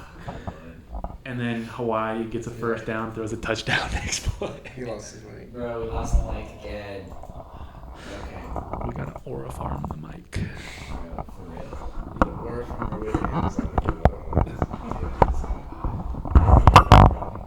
No, we started right around 8. Okay. So we're late like an hour. We should probably try and finish up in Speed. 20 minutes. Yeah, let's. We barely got through it. Bro, we got a lot to cover. It was just fun to talk about the games. That was the most fun part. The guys and the games. We almost could do 2-hour podcasts. Dude, I know. We really could. It's probably good. Because we could review and then do next week. Yeah. And we don't have to do this. I do not love previewing the team season. I like previewing the game, but I don't like previewing the whole team season where I got to figure out every guy on the roster. I haven't seen them play yet. Yeah. That's only for this week. I like the Or the last 2 weeks. Review 'cause- last week's games, preview this week's games. Alright. That's kind of the tone I like. So I'm going to have to stitch together. All right. Back again. Third time. The mic cut out again. Apologies. So this will be a little choppy this episode, but bear with us. We're still figuring this out. But to wrap up that whole section, right? Don't Aura farm after a 15-yard. Don't Aura Yeah, farm don't after Aura you farm get a after a sack sack. because it's gonna. The old referee's not going to know what Sam, you're your doing. mic. You're red. You gotta turn it. Are you on? There we My go. back. Okay, we're good. We're good. Don't Aura farm. Don't Aura farm. Got you. Don't Aura farm after you get a sack, otherwise you may get a penalty and cost your team the game. Right. Okay, so real quickly, give me 3 players that impressed you from week 0. Yeah, just a lot of names we already covered. You know, Jalen Daniels, the Yep. clear favorite. Player of the week, Heisman watch. Yeah. Can be a serious Heisman contender if he continues to put games together like this. Micah Ford got fed pro-style offense. 26 carries, 113 yards, and a touchdown. What was it? The fact that they were saying on the broadcast how Stanford hadn't had a rushing touchdown in a decent amount of time. Yeah. And they went and punched it in. So Micah Ford, just turn on the tape. You know, the numbers are there. Turn on the tape. He just continued to make guys miss and look like an NFL back. So Micah Ford was really impressive. And then, again, Matt Rose. Dude was just everywhere. These are big, you know, the numbers are there and the tape's there. 13 tackles, sack, and 2 TFLs. 35 was everywhere. So those are my 3 guys this week. Yeah, my 3 guys, I got Matthew Henry, just super explosive, super fun to watch. Anytime you're watching Western Kentucky, get your eyes on 17. Number 2 is Dominic Orange, the nose tackle for Iowa State. Like, you go back and watch the tape, my goodness, the ability to disengage from blocks. He's just throwing around Sam Heck, who's an all-conference center. It's like he's not even there. Just disengaging from blocks, eating double teams, allowing his linebackers to come in and fire and make a play. Like, he was a big reason why they won that game. And then number 3, Austin Romaine, the linebacker for Kansas State. When you watch him, like, he doesn't always make, like, every tackle. He makes a lot of tackles, but the thing, like, he's so in the run game, just triggering downhill so fast, always in the right gap. That's why he doesn't make every tackle, because he's fitting the right gap, making sure there's nowhere for the running back to go. Like, super impressed with Austin Romaine. Yeah, heck yeah. All right, and my 3 players that impressed me were Bengali Kamara, the linebacker from Kansas. Felt like he was all over the field. Every single play, he was in every play. Secondly, I got Toby Osunsanmi, D-end, number 44 from Kansas State. 2 sacks against Iowa State. Big game from him. He was a big factor in why the D-line was so dominant against that line and against Rockelbeck and Carson Hansen. And then lastly, I got Pafeli Ashlock, wide receiver number 5 from Hawaii. Dude glides on air. His releases are insane. Frozone. It's honestly a great nickname for him, is Frozone. And then, real quickly, what teams do you guys feel like had the best performance in week 0? I'll go first. I think Kansas probably had the best performance, in my opinion, from offense and defense combined, just being able to completely shut down the opponent. I was very impressed with Kansas. Fair enough. Sam? I'd have to go with Idaho State. What was the line again? They opened at... It ended at 38.5. Yeah, 38.5? No, just 30. 30.5. 30.5. 38, that's crazy. No, I hiccuped. Line ended at 30.5. Played a reloaded UNLV team that was on the playoff bubble last year, and took it to them. They didn't win the game, but came out big, made some big plays, and really made the defense look silly. So Idaho State really shocked me, and they're my team of this week. Honestly, they threw 4 picks as a team, and still lost by 7 on the road. Yeah. I'd say that's a very good pick. Mm-hmm. I had Iowa State. I don't feel like Iowa State put together the best performance, but in terms of context, I think that was the biggest win, at least for their season for now. Obviously, it's the only game they've played, but you beat the number 17 team in the country in Kansas State, who is one of your most formidable Big 12 foes. that's gonna work wonders for them going down the road in their Big 12 schedule. A game that I thought Kansas State was the better team. They looked like the better team, and Iowa State still found a way to win. And if they can do that all season, they're going to be hanging around for quite a long time in the Big 12. So, and then lastly, what's our favorite game of the week? I had Hawaii-Stanford. I love the chaos. And admittedly, I didn't get to watch the whole game, but still, I thought the Aura farming storyline, the Micah Alejado, just grit and the dog in him, and learning who Micah Ford was as well was a lot of fun to watch. Hawaii making a comeback in the first half, down 10-0, starting out behind and then ultimately closing the gap and winning the game. That was my ultimate favorite game of Week 0. Yeah, just got to go back to Idaho State, UNLV. UNLV is really fun. You got Calandria, the Virginia transfer, and Alex Orji, the Michigan transfer, and the storylines there. That's going to be a lot of fun to watch. They came out with a quick little 2-quarterback play.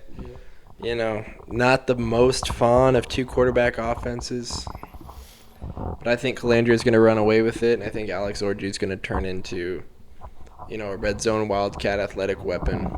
And Calandria can do that too. He's more off script. But watching those 2 quarterbacks, a lot of fun. And Jaden Thomas, he was really impressive. I know we talked a lot about Micah Ford stealing the show with Stanford, but Jaden Thomas was impressive. Great contact balance, great vision. Yeah, if UNLV can figure it out on defense, they're gonna be a threat in the Mountain West. But yeah, defense was tough this week. Yeah, it definitely was. Man, picking one game is so tough. I was sitting grinning ear to ear watching every single one of these games. It's easier when there's only 5 games to pick from. Man, they were all fun to watch. They were, I know. Even Kansas with the blowout was a fun one to watch. But because you guys took those, I'll take Western Kentucky, Sam Houston State. Just watching Western Kentucky's offense go. Maverick, Thielen, Matthew Henry, their D-line eating. It was just I came away impressed. I was not going into that game expecting to be super impressed, but I was very impressed walking out of it. Yeah. Awesome. Well, now, Sam, you're going to walk us through some of these QB battles, and we may riff on some of the guys, but if you just want to take it from here and go through the QBs that were named starting. Yeah, so this week, a lot of those quarterback battles got decided. So a bunch of these were neck and neck and taken all the way through camp. So the big one of the week, and my favorite player, Bryce Underwood, was named the starter over Mikey Keene. Bryce Underwood, he's the big freshman everyone's talking about. He's on the cover of College Football. He's getting Beats by Dre sponsorships. He's making more than any freshman in the country.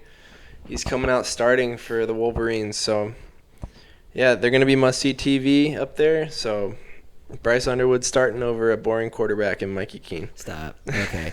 This Stop is the where Arizona hate. That's what we got to pop in. Former Chandler High School. Mikey Keene, absolute dog, pride of UCF and Fresno State. Chandler High School. And Chandler High School. Absolute dog.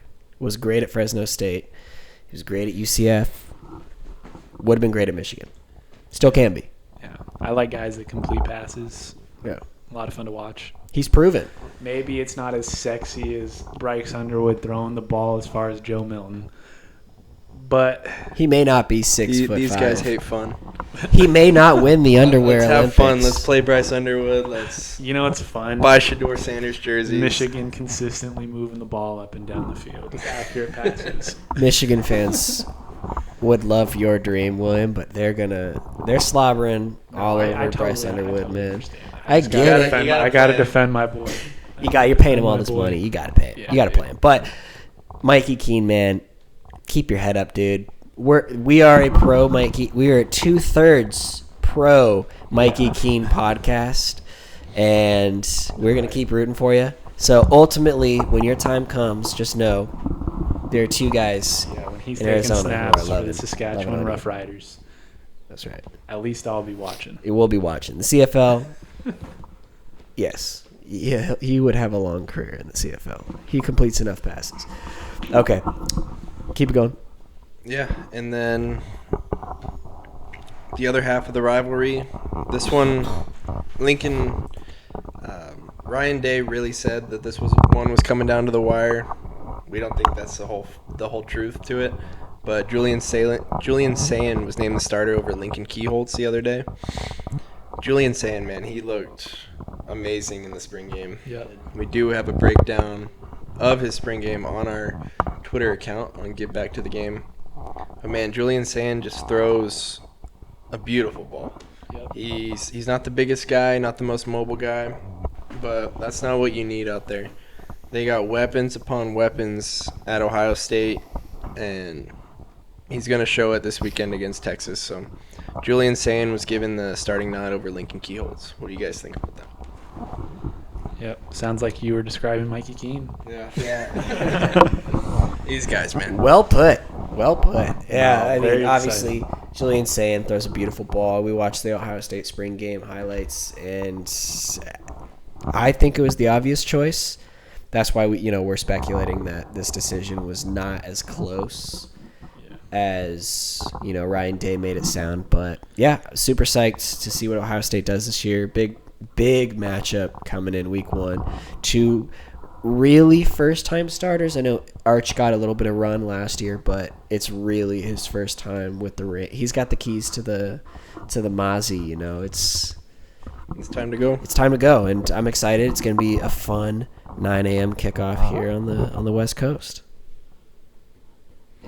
Yeah, excited for that one. Oh yeah. This one I'm going to need a little help with. Yeah. So, down over in the east coast of America, the Cal Golden Bears named freshman quarterback Jaron Kiwi Saga Palatui. You were so close. Jaron Kiawe. Or Kiave. Kiave. Kiave. The Hawaiians. You were so close. Kiave. Hawaii. Yeah, so Jaron Kiave. Jaron Kiave. Or Kiave. Saga Polutele. Polutele. Saga Polutele. Was named the starter over quarterback number 33, Devin Brown, Ohio State transfer. Former Queen Creek High School quarterback, Arizona boy. This is a tough one. Really? Yeah. Are you? I had no idea about Before he went to Corner Canyon in Utah. Yeah. No way. When did you graduate? 20? So he was there when we played him? Yeah, I think they had a different guy. But Yeah, but he was probably on the roster. Yeah. No Where at? way. At Queen Queen Creek. Creek. They beat us our junior year. Good on him. All right. Well, no wonder he lost the job. Well, Devin Brown transfers from Ohio State over to Cal and does not get the starting nod. Could have gone to UNLV and started in that empty quarterback room. Just kidding. Don't know about that. Calandria probably would have won the job. Jaron You're hating on him. Kiave Saga Probably would have beat Palatule. out. He probably would have beat out Bryce Underwood. He would have beat out Bryce Hunter. All right, we've moved on. We're on the Cal Golden Bears now, Philip. Must have really impressed in camp to get the nod over a guy who's been in college football a little bit in Devin Brown. So that's exciting. We like when freshmen play over here instead of the boring guys who have been around. So Talk about a Tua clone. He is lefty, Hawaiian. He's big, and he can with a little Baker Mayfield. sling it. Yeah. Probably. No, no Mayfield. Baker like Lamar when Mayfield. he's out He's not too. Micah. Yeah. But he's a big dude. He's big. He's like what 6'5". Ray Lewis in the locker room. Bro, he's like 6'5", Tua 220. after he He's ate that big. Mario mushroom that makes you bigger. Yeah. Yeah, he definitely does. And he's a phenomenal passer. Truly a pocket passer quarterback. He's going to make Cal more intriguing to watch for sure. I don't know if that gets him over the hump, though. Devin Brown definitely doesn't move the needle like that either. So Doesn't starting a help true when freshman your is gonna be fun. entire running back room leaves you. Right. Oh, my God. And star running back Jaden Knott Going to Oklahoma. to Oklahoma with. John Mateer. That's fun. Javian Thomas, It is UCLA. Yeah, He was their leading rusher last year. Dude, I know. Now he's going to lead UCLA in rushing. Yeah. Yeah, so we'll see. Cal will be fun. Let's see how that escalates. And then over to Primetown. Ooh, Colorado. In Boulder, Colorado. Keys to the kingdom have been handed over. Liberty transfer Caden Salter. Fiesta Bowl veteran. Ooh. Has been given the starting nod over 5-star freshman Julian Lewis. This was going to be close, but I think it's the right decision. I do too. I think you got a guy with 2-3 years starting experience at Liberty. He's played in big games, is coming in through a transition, and you get a chance for your 5-star to develop and not do what you did to Dante Moore and put a guy in too early and let him develop. Yeah. I totally agree. Colorado is not built to win the Big 12 right now. I think Caden Salter is the buffer. He doesn't move the needle. Obviously, Juju Lewis, as some call him, Julian Lewis, he moves the needle. He will get there. He's just not there yet. Caden Salter, on the other hand, great quarterback. Going to have a great year at Colorado. I'm really excited to see what he does. But, yeah, I think the Big 12 is just really stacked. So I think this is the right move for right now. Let Julian Lewis grow behind Caden Salter, keep learning. I think he'll get some time down the stretch, either through injury or just wanting to see him play the last few games. He'll definitely play in the bowl game when they go, so it'll be a fun year for Colorado. And then up at Notre Dame, CJ Carr has been named the starter over Kenny Minchie. I know, Philip, you were a big CJ Carr fan in the spring game. That's when you fell in love with him. Yeah, you guys showed me. They put me on. They said, you got to watch this guy because they knew that he was my kind of quarterback. Dude, that dude can whip it. He can whip it. He's got a rope. He throws a tight spiral. It's pretty. It's on target. Honestly, this shouldn't have been close. CJ Carr, in my head, won the job in the spring. Any thoughts, Will? Agreed. All right. I like stamp CJ of, Carr. William's stamp of approval goes a long way. And then It over does. in Bill Belichick with his 23-year-old girlfriend town in North Carolina, Gio Lopez, the South Alabama. South Alabama transfer over Max Johnson, has been given the starting nod in Week 1 against TCU. Dang. That's fun. I like fun. I also like fun. Max Johnson, unfortunately, is not fun. No offense, Max Johnson. Bulletin board material. Just take it on the chin.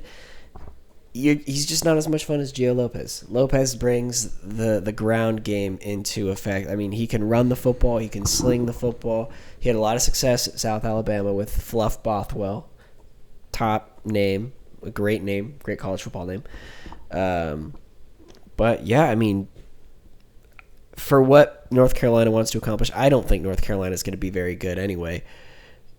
And,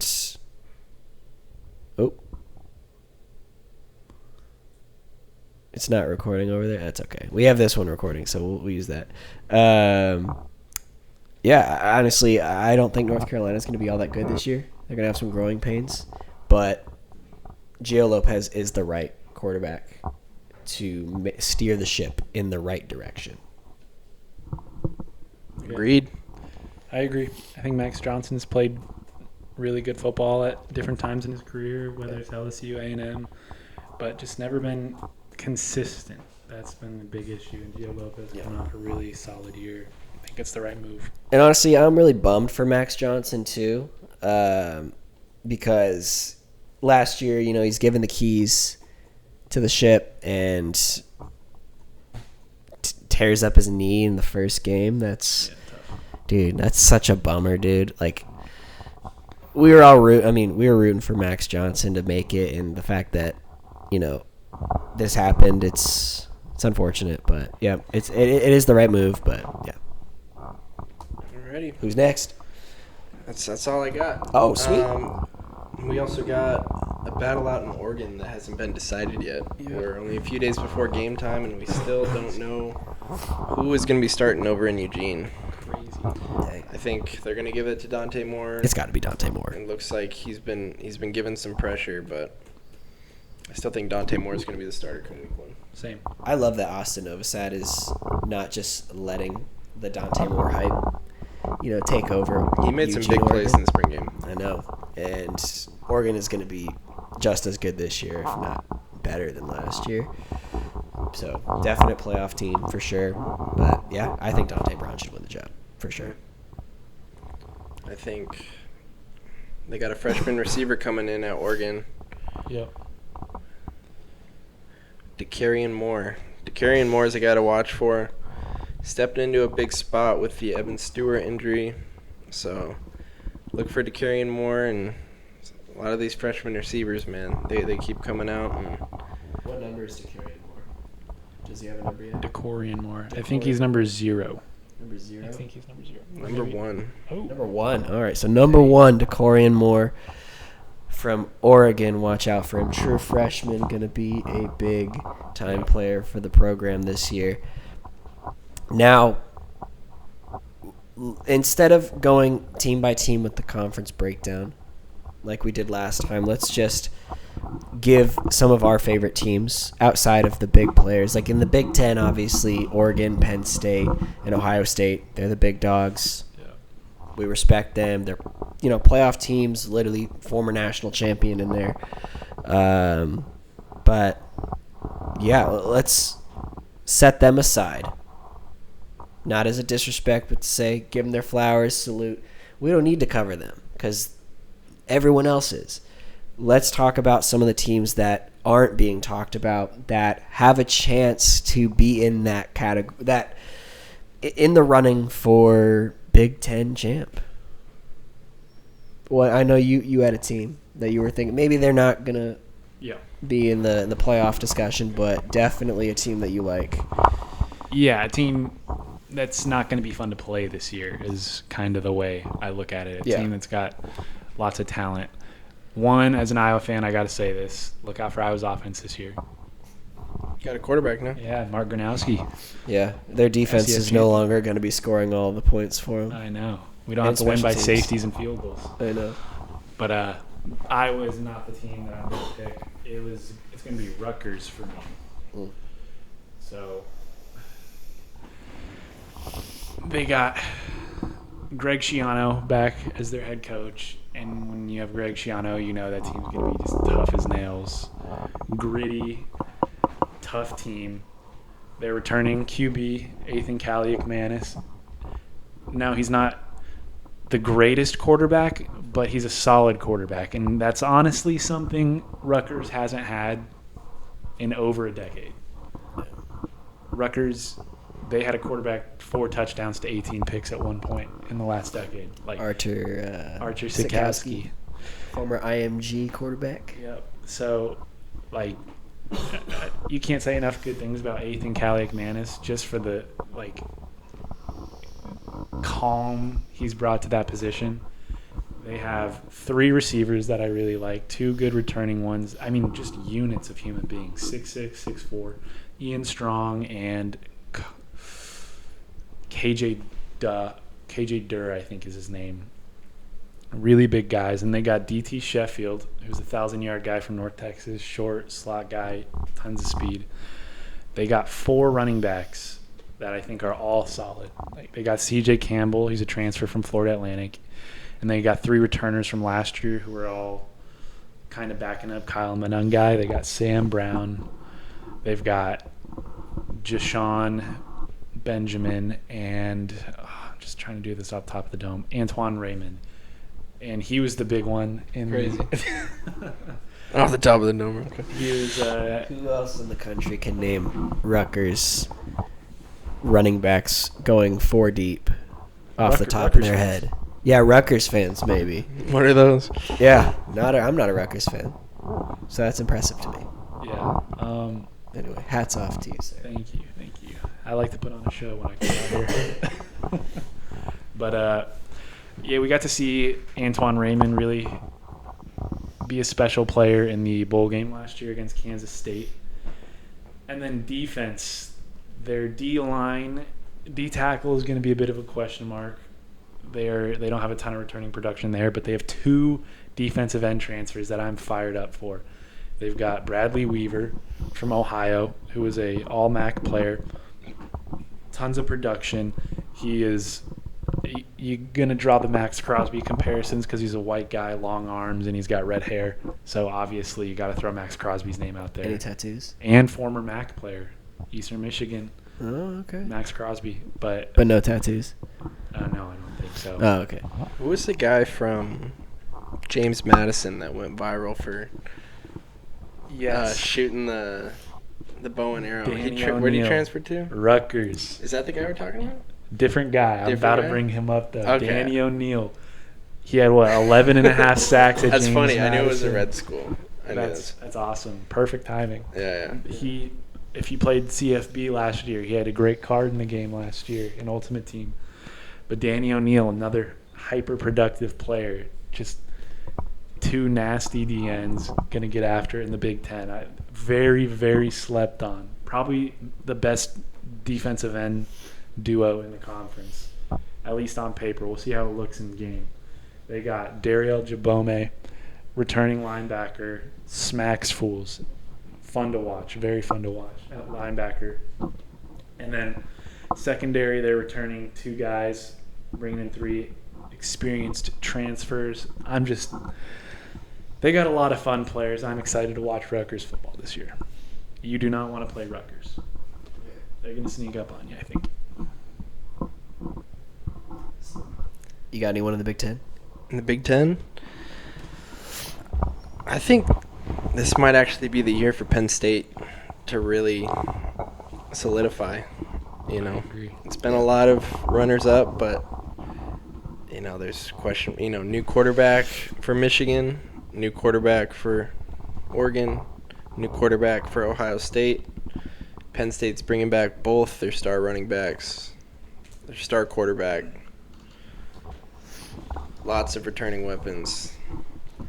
This might be the year that Penn State actually does it. So I picked them to win the Big Ten myself, so I think you're right. Yeah, I love it. Not a huge Drew Aller fan, but I get it. I get the hype, and so I'm with you. My team, so I have 2 in the Big Ten that I think are going to shock some people. And first of all, dude, Minnesota. They have not only Coy Parrish, obviously, everyone knows he's the white Travis Hunter. All right, before this thing starts playing out loud and trying to tell me to invest in floaties or whatever. Is that what it was last time? Life's vests? Be safe around water. Got to be safe around water. All right, let me pull up the depth chart so I can just read off some of the names that I highlighted here. Okay. Logan Loya, transfer, UCLA. Love that pickup for Minnesota. Of course, having Coy Parrish go both ways, having him playing slot. Is he actually going to go both ways? He was doing it in camp. No, they don't have him listed at receiver, but he's doing it in camp. So I imagine TikTok. It is great for the TikTok, but he was doing it in camp and in spring ball, so I imagine he's in some packages. He probably won't play every snap like Travis Hunter did last year, but I love Darius Taylor's coming back, adding AJ Turner into that running back room. He was one of the top rushers in the country last year in terms of yards per carry. He's one of the most efficient running backs in college football, coming from Marshall last season. So this whole team, though, depends on the performance of Drake Lindsey. He's their redshirt freshman starting quarterback.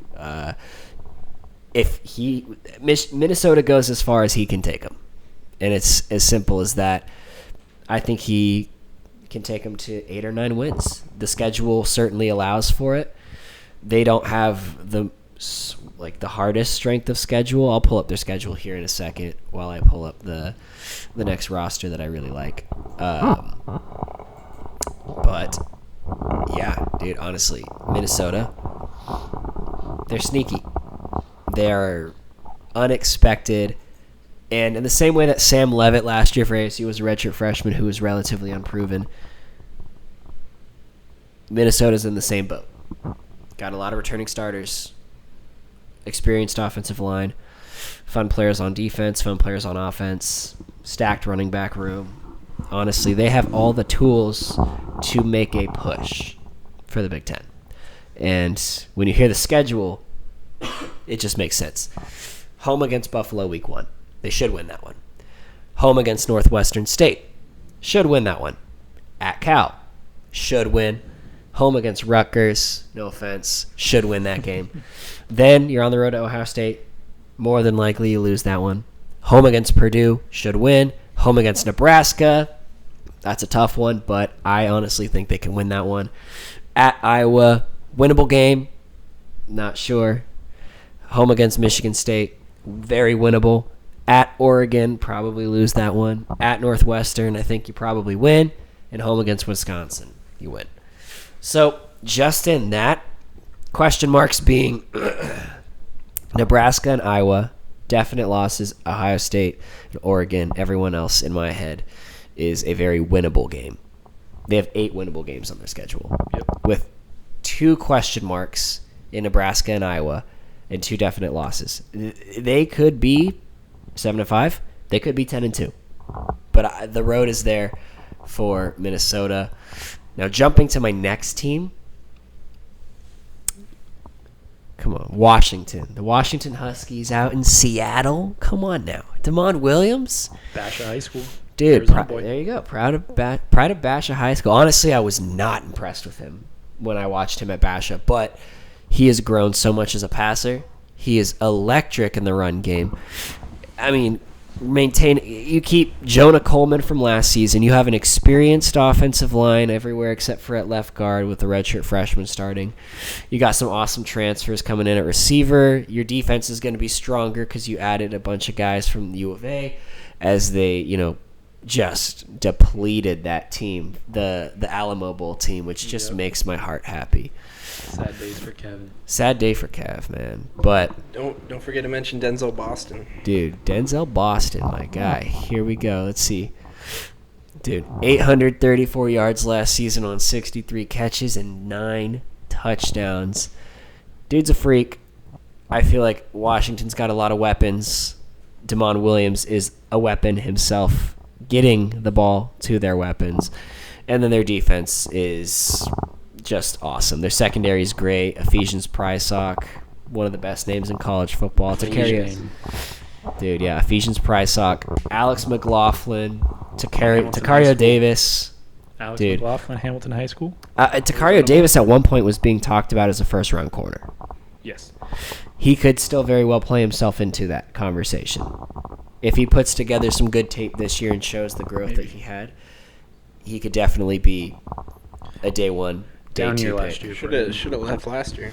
Yeah, down year last year for sure, but he was loyal to Jed Fish. I respect it. After being loyal to Arizona. Yeah, but Washington does have a much tougher schedule draw, so I will go through it, but it is tough. Colorado State, UC Davis, at Washington State, 3-0. Should be home against Ohio State. That's going to be a great game. They probably lose, but home game could be a toss-up.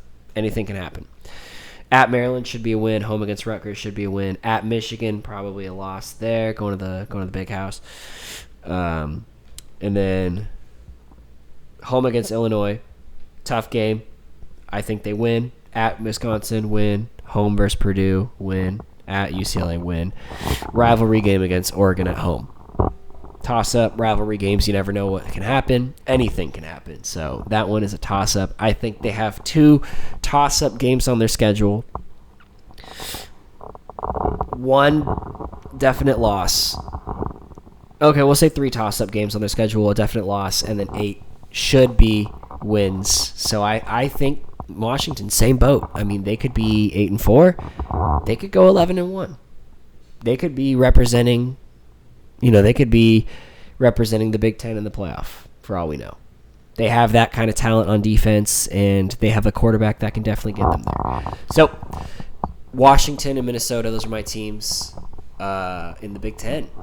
And jumping now to the SEC, we'll go a little bit quicker through the SEC because the SEC is the SEC. So I have Florida, LSU, and Oklahoma. I love the transfers they've got. Florida's got an insane wide receiver room, adding Dallas Wilson into an already stacked group of receivers. LSU feels like every year they always have NFL wide receivers, and that is the case again. Running it back with Garrett Nussmeier and co.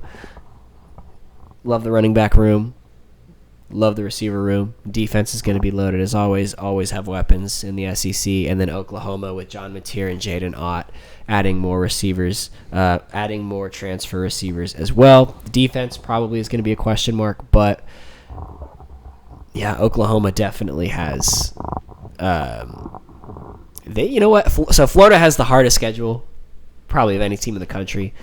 So they may underperform, but they have the talent to hang with those teams. LSU has the easiest schedule. They could probably go at 10-2 or 11-1 and honestly play for the SEC crown. And Oklahoma's kind of in the middle. They may be a 7 or 8 win team, but they're going to be a lot of fun to watch. Anyone else for you guys? Dude, you just hammered it. You touched all the points. I did. We'll move on. All right. We'll skip over. I stamp my approval on everything Philip just said. The SEC is hard because there's so many teams. There's just so much talent. Yeah. So much talent. They're going to beat each other up, and then the big dogs are going to. Yeah, the teams we like that aren't named Alabama, Georgia and Texas are LSU, Florida, and Oklahoma. Right. So I think we all three agree on that. All right. Now we're going to jump quickly into our Week 1 preview. We decided we were going to pick our favorite games individually, but also we're going to come together and we're going to give you the 5 games that have the give back to the game stamp as the top 5 games of the weekend that you are not going to want to miss. So going through quickly our personal favorite games, I can start. So Nebraska at Cincinnati. It is. Ooh. Is that the Thursday game? Yep. Thursday, tomorrow. Oh my gosh, it's so much fun. I cannot wait for that game. It's going to be so much fun. This game will have happened by the time we drop this episode. Yes, so got to give my prediction then. So I have Nebraska winning, but I could very well see Cincinnati being one of those sneaky teams that is just tough as nails, and they could sneak one out, but I'm going to go with my gut and say that Nebraska wins by a touchdown. And then, I don't know if you guys had that on your favorite games as well. I did. I imagine so. It's one of the more fun games. Plus with the context with, Bustin' with the Boys, Will Compton and Taylor Lewan's bet with the New Heights pod with the Kelsey brothers. Mm-hmm. It is cinema. Yeah. When it comes to college football. So it might be more entertainment than game. Yeah. Yeah. The entertainment factor is off the charts, but yeah. I also have Georgia Tech and Colorado. If you guys watched last week, you heard my probably hour-long rant about how I feel about Georgia Tech. I'm very high on Georgia Tech. Georgia Tech may win the ACC. What's the line on that game? It's 2.5. Last I checked. Wow. In favor Who's the favorite? of Georgia Tech. I guess they're on the road too, right? Yep, at Colorado. I That explains love why. Georgia Tech. This is a Friday night game. At Folsom Field in, was it Denver? Are they playing Denver? Boulder. I'm so stupid. I knew that. Boulder, Colorado. Oh my gosh. You already said it too. I know, literally. And of course, when it comes up to it, I just totally brain fart and I completely forget. Anyway, Boulder, Colorado. Weather's probably beautiful. It might be a little toasty, but it's going to be great. High altitude. Should be good to go. It could be good to go. Could be a fun game. But Haynes King, Jamal Haynes, JP Howell. Going to be fun. Georgia Tech. Georgia Tech's going to beat the tar out of them. I think you're right. That's how I feel. I think they're gonna get into them. Yeah, They're going to impose that will. I agree. You got 4 transfers on the offensive line for Colorado. Yeah. And 1 returning starter. Yeah. That one returning starter, though, to give him his flowers, is a former 5-star. He was the number 1 tackle in the class. Had a great freshman year. So He did. So he is an anchor, Yep. but you need more than one anchor. Yeah, their center from last year went over to Texas Tech. Cleveland? Is that his name? I think so. Who? Maybe. Ben Cleveland or something? Yeah, I think so. But obvious, and then I have the obvious game. It's Texas at Ohio State. This is the matchup that is circled on everyone's calendar. We want to see Arch Manning play the defending national champs on their home field and see who is really about it. So it's very exciting. Texas lost a lot of guys to the NFL. Ohio State lost a lot of guys to the NFL. And as per usual, they reloaded with 4 and 5 stars. Ohio State probably has the more talented roster, in my opinion. Debatable. It is, of course, debatable. Depends on position. Yeah, right. But defending champs at home in front of 100,000 people, give me Ohio State. -2.5, they're the favorites. Yeah, I'll take Ohio State. Yeah, the only problem I have, it's going to be hard. You really just don't know this game. With a new quarterback, with a completely new backfield for Ohio State, but you can say the same thing about Texas. They got a new quarterback, new backfield. Yeah, they're both really a blank slate. Yeah. And playing this big of a game week 1, there's a lot of factors. You're talking about Ohio State parading around, having an off season, being champs, and you're talking about a hungry Texas team. This game's being played at Ohio State. Yeah, it's really hard to add context to it because you don't have any data to it. So Yeah. let's all just sit down, enjoy our Saturday morning, and watch some beautiful college football. Yeah, it's going to be a lot of fun. And then later in the day, we have LSU at Clemson. That's a fun one. That is a beautiful, beautiful game. It's who's the real Death Valley. Right. You know what I mean? And I'm almost more excited for that game. yeah, that one's going to be. In Texas, Ohio Me State. too, because Clemson is. We're going to see how Is legit. Clemson legit? Yeah. Is Nussmeier legit? A lot of people think Clemson is the most legit. Like, they're the team They're to the be team in to college beat. football this year. Yeah, honestly, and I don't doubt it. They went from being ranked 12th in the CFP to jumping up to 4 because of everyone they brought in. Big game Brian Kelly's coming. Yeah, they didn't attack the portal either. It's all homegrown. Yep. Yeah, The Guys way they brought Dabo in. does it. It's the way Dabo does it, and they are arguably scarier than ever. And I think Cade Klubnik is going to I have think when you hear insane season. Kenny Dillingham talking about the name of the game being retaining your players instead of acquiring players, I think that's really where it's at. I mean, they've made their mark and became a powerhouse on the way that they've been able to recruit. Yep. And they've been able to develop consistent top-level NFL guys, and they're retaining them now. Dude. So you're seeing the fruits of a lot of guys coming in. I mean, they're loaded at receiver, loaded at the D-line, loaded in the secondary. Yeah. Heisman candidate at quarterback. I mean, you got a recipe for ACC scheduling.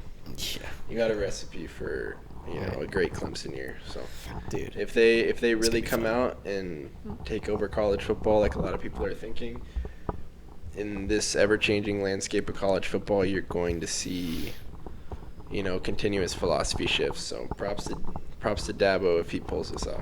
Yep. Yeah, dude. It's going to be a fun matchup. Love the quarterback matchup with Garrett Nussmeier. Apologies. Garrett Nussmeier versus Cade Klubnik. It's going to be an awesome matchup. LSU's talented wide receivers against Clemson's explosive DBs. It's going to be good. My final personal favorite game, because I only chose 5. Hawaii at Arizona. Let's I beat them up, Hawaii. I have Let's beat them up. The Rainbow Hawaii right now Warriors is come. 16. They were What's 16. the line on this game? 16 and a half Is point it in dogs Arizona? at U of A. 16 and a half point dogs. Disrespectful. Super disrespectful. I think this is my upset pick of the week. I think Hawaii goes into Tucson, Arizona. The Dirty T, as we call it here Beat them up. in the better part of Arizona. Like, genuinely 16.5 is not a good line. Hawaii looked great. Hawaii is going to take this one. U of A does not look great. I On paper. But also, I'll give them the benefit of the doubt. They brought in some guys. It's a new year. New OC. Good OC. Nah. Let's give them. Hawaii takes this one 24-17. Go Bows. U of A gets a grant of grace for Kevin. Just for our boy Kevin, Shout out our Kevin. one and only Kev, I U love of A you. fan friend. Kevin, I love you. Your cats stink. Go Bows. Hawaii takes this one. They were like plus 500 the last time I saw it. Plus 16.5. Come on now. There goes Havens College Fund. There goes Havens College Fund. Hawaii takes this one on the road in the biggest upset of the season so far. All right. But That's a good 5. that is a good 5. What about you guys? We and you can skip over any of the games we already kind of talked about too. Yeah, I didn't jump in on some of the games because I figured we'd talk about some of them after. I'll kind of breeze through mine. I obviously love watching the big games. Everyone loves watching the big games. But there's something about, like, that sneaky game that just no ranked, neither team's really ranked, but both fun, matchups. That's a barn burner. that's the ball that gets me fired up. So I went with kind of sneaky games. Two that you already mentioned, but we'll go first game, TCU versus North Carolina. Yeah, it's gonna be a good one. We get to find out the storylines in this game are incredible. You get Bill Belichick first game. Is Jordan Hudson a part of the game? Is she a part of North Carolina? Bill Belichick says no. Other storyline is Josh Hoover a furry? We think not, but And the ultimate, what is this? The plot twist is Jordan Hudson is a furry. yes, the whole time it was Jordan Hudson. Belichick, secret agent furry, Yeah. has been instituting this whole thing for the documentary Yes. for his handler, 22-year-old girlfriend. He's playing 3D chess because it's been Jordan Hudson the whole time. Yeah. But he wanted it to be put on Josh Hoover so there's noise around TCU as we come into this game instead of noise on North Carolina. Like, When you see that, Brilliant. move. That's why he's a Super Bowl He's playing champion. chess. you're going to see that Tar Heel mascot run out of the tunnel Yeah. with Gio Lopez and the team. When you say mascot, are you referring to Jordan Hudson? Well, no. It's going to be... What are you talking about? It's going to be Tar Heel mascot. Yeah. Everyone's going to get so hyped. First game of the year. Mascot's going to take the head off. It's going to be old man head, Jordan Hudson mask on, pulls mask off, Bill Belichick. Let's go. Gio Lopez, Bill Belichick, and the North Carolina real furries come out and take over TCU. We're going to find out if Josh Hoover is really a furry based on if he can keep his focus when the mascots walk by. If he's not dissecting the costume or like wishing he was somewhere else at that moment, we'll find out. We know. I want my It's in quarterback to want to throw the ball, not be in the mascot costume. All right. Anyway. I think it's getting late. This is actually a fun game. TCU, I like Josh Hoover. Like, he's a really good quarterback. I like Gio Lopez. He's a really good quarterback. Just excited to see that one play out. Really sleeper game on Monday night. Number 2, I picked Hawaii U of A. 16.5 is a little crazy. I don't know if Hawaii beats U of A because I'm the only one here that thinks U of A is a little bit better than everyone thinks they are. But I think that'll be a fun game. Hawaii should give them a game. 3 is Boise State, South Florida. Boise State losing Ashton Genty, but they're still the favorites in the Mountain West. They got Maddox Madsen returning at QB. Strong Christian man at head coach. Spencer Danielson, great head coach.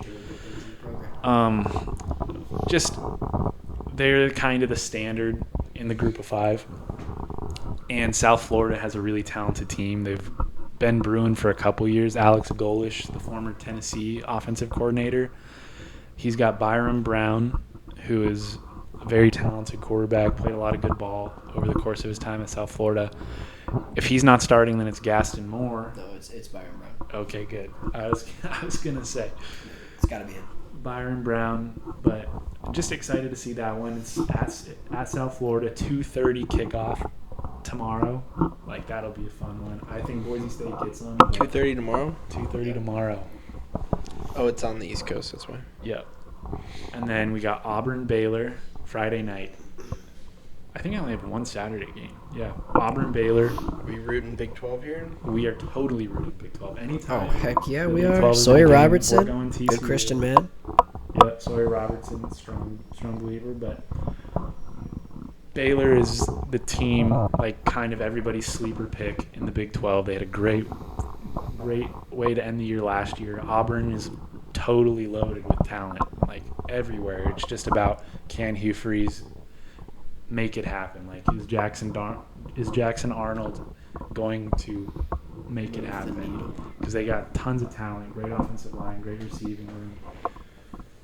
It's going to be a fun one of like two of the kind of sleeper teams in the SEC and Big 12, and we need this from the Big 12. Anytime we can get a Big 12 SEC matchup, we need this. So we're going to be riding Baylor hard Friday night. We need it. Who's the favorite in that one? Probably Auburn. I don't know. I think probably Baylor because it's at Baylor. It's got to be one of those like 2.5 point favorite games. Yeah. And then Cincinnati, Nebraska, same deal. Yeah. Big 10 versus Big 12. We got to be riding for the Big 12. Cincinnati, come on. Yeah. We need it. But it's just an No, exciting it's matchup. funny. Cincinnati's better than people are giving them credit for. I want Everyone Nebraska thinks to win. Nebraska's going to steamroll them. I want Nebraska to win for Will Compton. It would also be hilarious if Nebraska lost their It would first be game hilarious. of the season and derailed the national championship hopes. You got Auburn 2.5 Yeah. favorites. Really? Wow. Yeah, give me okay. Baylor in that one. Yeah. Let's go Baylor. Cam Coleman. Those are my 5 games. Yeah. We'll see if he's able to produce against somebody that's not Louisiana Monroe. Yeah, I'll just touch on a couple of my big games that we haven't touched on yet. So another big one, Notre Dame, Miami. Oh my gosh, yeah. Yes, This is great a big game. one. You got C.J. Carr coming in for his first start, and then A revamped Georgia transfer. Miami. Carson Beck comes over to Miami, Following his heart to Miami. following his heart and breaking that apart. This So we'll see. We'll see how this goes. well, didn't he get another chick pregnant? Oh no! Wait, no. It was. Is it Haley Cavender? Or is it Haley Van? Oh my gosh, what's her name? The Cavender sister? Is that the one? I don't think she's pregnant, but they were dating. No, I swear she was pregnant. Anyway, I'm stupid. Whatever. Keep going. But yeah, let's see how Miami can come out against the runner-ups in this one. I think Carson Beck's gonna have a great year. Mm. I think there's gonna be less pressure than he had at Georgia. He's got weapons. He's got a running back, Landon Fletcher. Mm. Landon Fletcher? Is that how you say it? Mark Fletcher. Mark Fletcher. Mark Fletcher. Landon Fletcher's the Landon linebacker. Fletcher, Landon old Fletcher, linebacker linebacker. for the Redskins. But yeah, that's gonna be a fun one.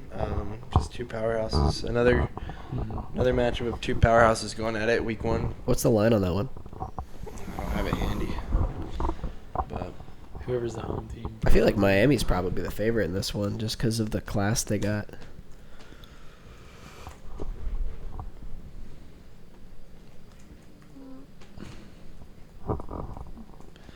But really exciting game. That's on Sunday, right? Yeah, I think believe so. I love that they spread out all the big games. You got across Notre the Dame minus 2.5. Oh yeah, I Doesn't like shock that. me. I like the Notre Dame minus Former 2.5 play. runners up. Yeah. But yeah, we got there. And then also another fun one. You got Alabama, Florida State. So Alabama's starting 3 years in the program. Ty Simpson, former 4-star, former 5-star. former 5-star. Coach's son. And then you got Florida State, new quarterback, Boston College transfer, Tommy Castellanos. Tommy Castellanos was poking the bear.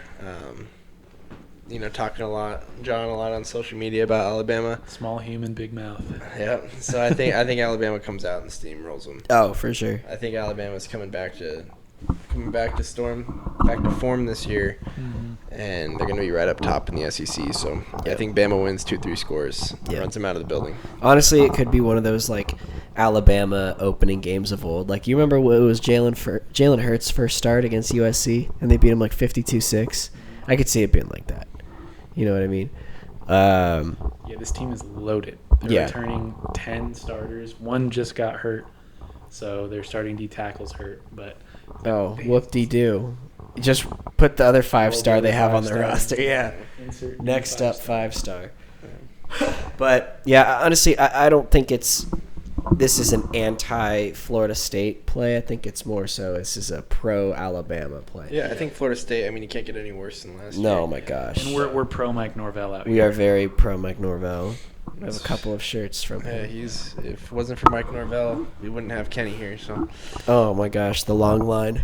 Yeah, but, yeah, just Bama's gonna take it to him. I still think Florida State's going to have a very good year. 7-8 wins, but we got Bama in that one. Yeah, that would be a really good year, especially from they won 2 games last year. Mm-hmm. They beat Cal and I don't know, like Charleston Southern or something. It was they had another. I think you're right. It was Cal and Charleston Southern. It was literally the only 2 wins. Yeah, that's insane. Turn after 2 years. Yeah. I know. I think 6 wins is realistic. The ACC is not very strong. It's very top heavy. It's like Clemson, SMU, Miami. Nobody else important that you care about? Georgia Tech. Yep. Duke is in there. Boston College might shock some people, but the path is tough. Yeah, there's a lot of competition in the ACC. Florida State, they made some good hires. Gus Malzahn at OC. Not the biggest historical fan of Gus Malzahn, but Tommy Castellanos was at UCF to start his career, so he's been in that offense before. So they should at least be able to hit the ground running in that aspect. Yeah. And then they hired Tony White, D coordinator, who's been a very good D coordinator at Syracuse, Nebraska, one of the best in the game. So hopeful for Mike Norvell. Half my wardrobe is his old ASU clothes that he gave to our cousin. So shout out Mike Norvell. And shout out Stephanie Santee now. Yep, Santee. Then to wrap it up, we got a fun quarterback battle with South Carolina versus Virginia Tech.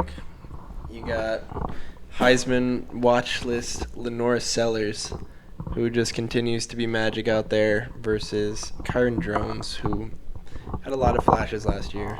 Cam Ward's cousin. Funny enough for you. Kyron Jones? You didn't know that? Wow, that was like a huge storyline in the Miami-Virginia Tech game, which Virginia Tech rightfully won. I should say that Hail Mary was absolutely a completed pass, but whatever. Kyron Jones, yes, he is Cam Ward's cousin. Dang. Yeah. Fun fact for you. Yeah. Added this one, just big Lenora Sellers fan. Gonna be watching every South Carolina game this year.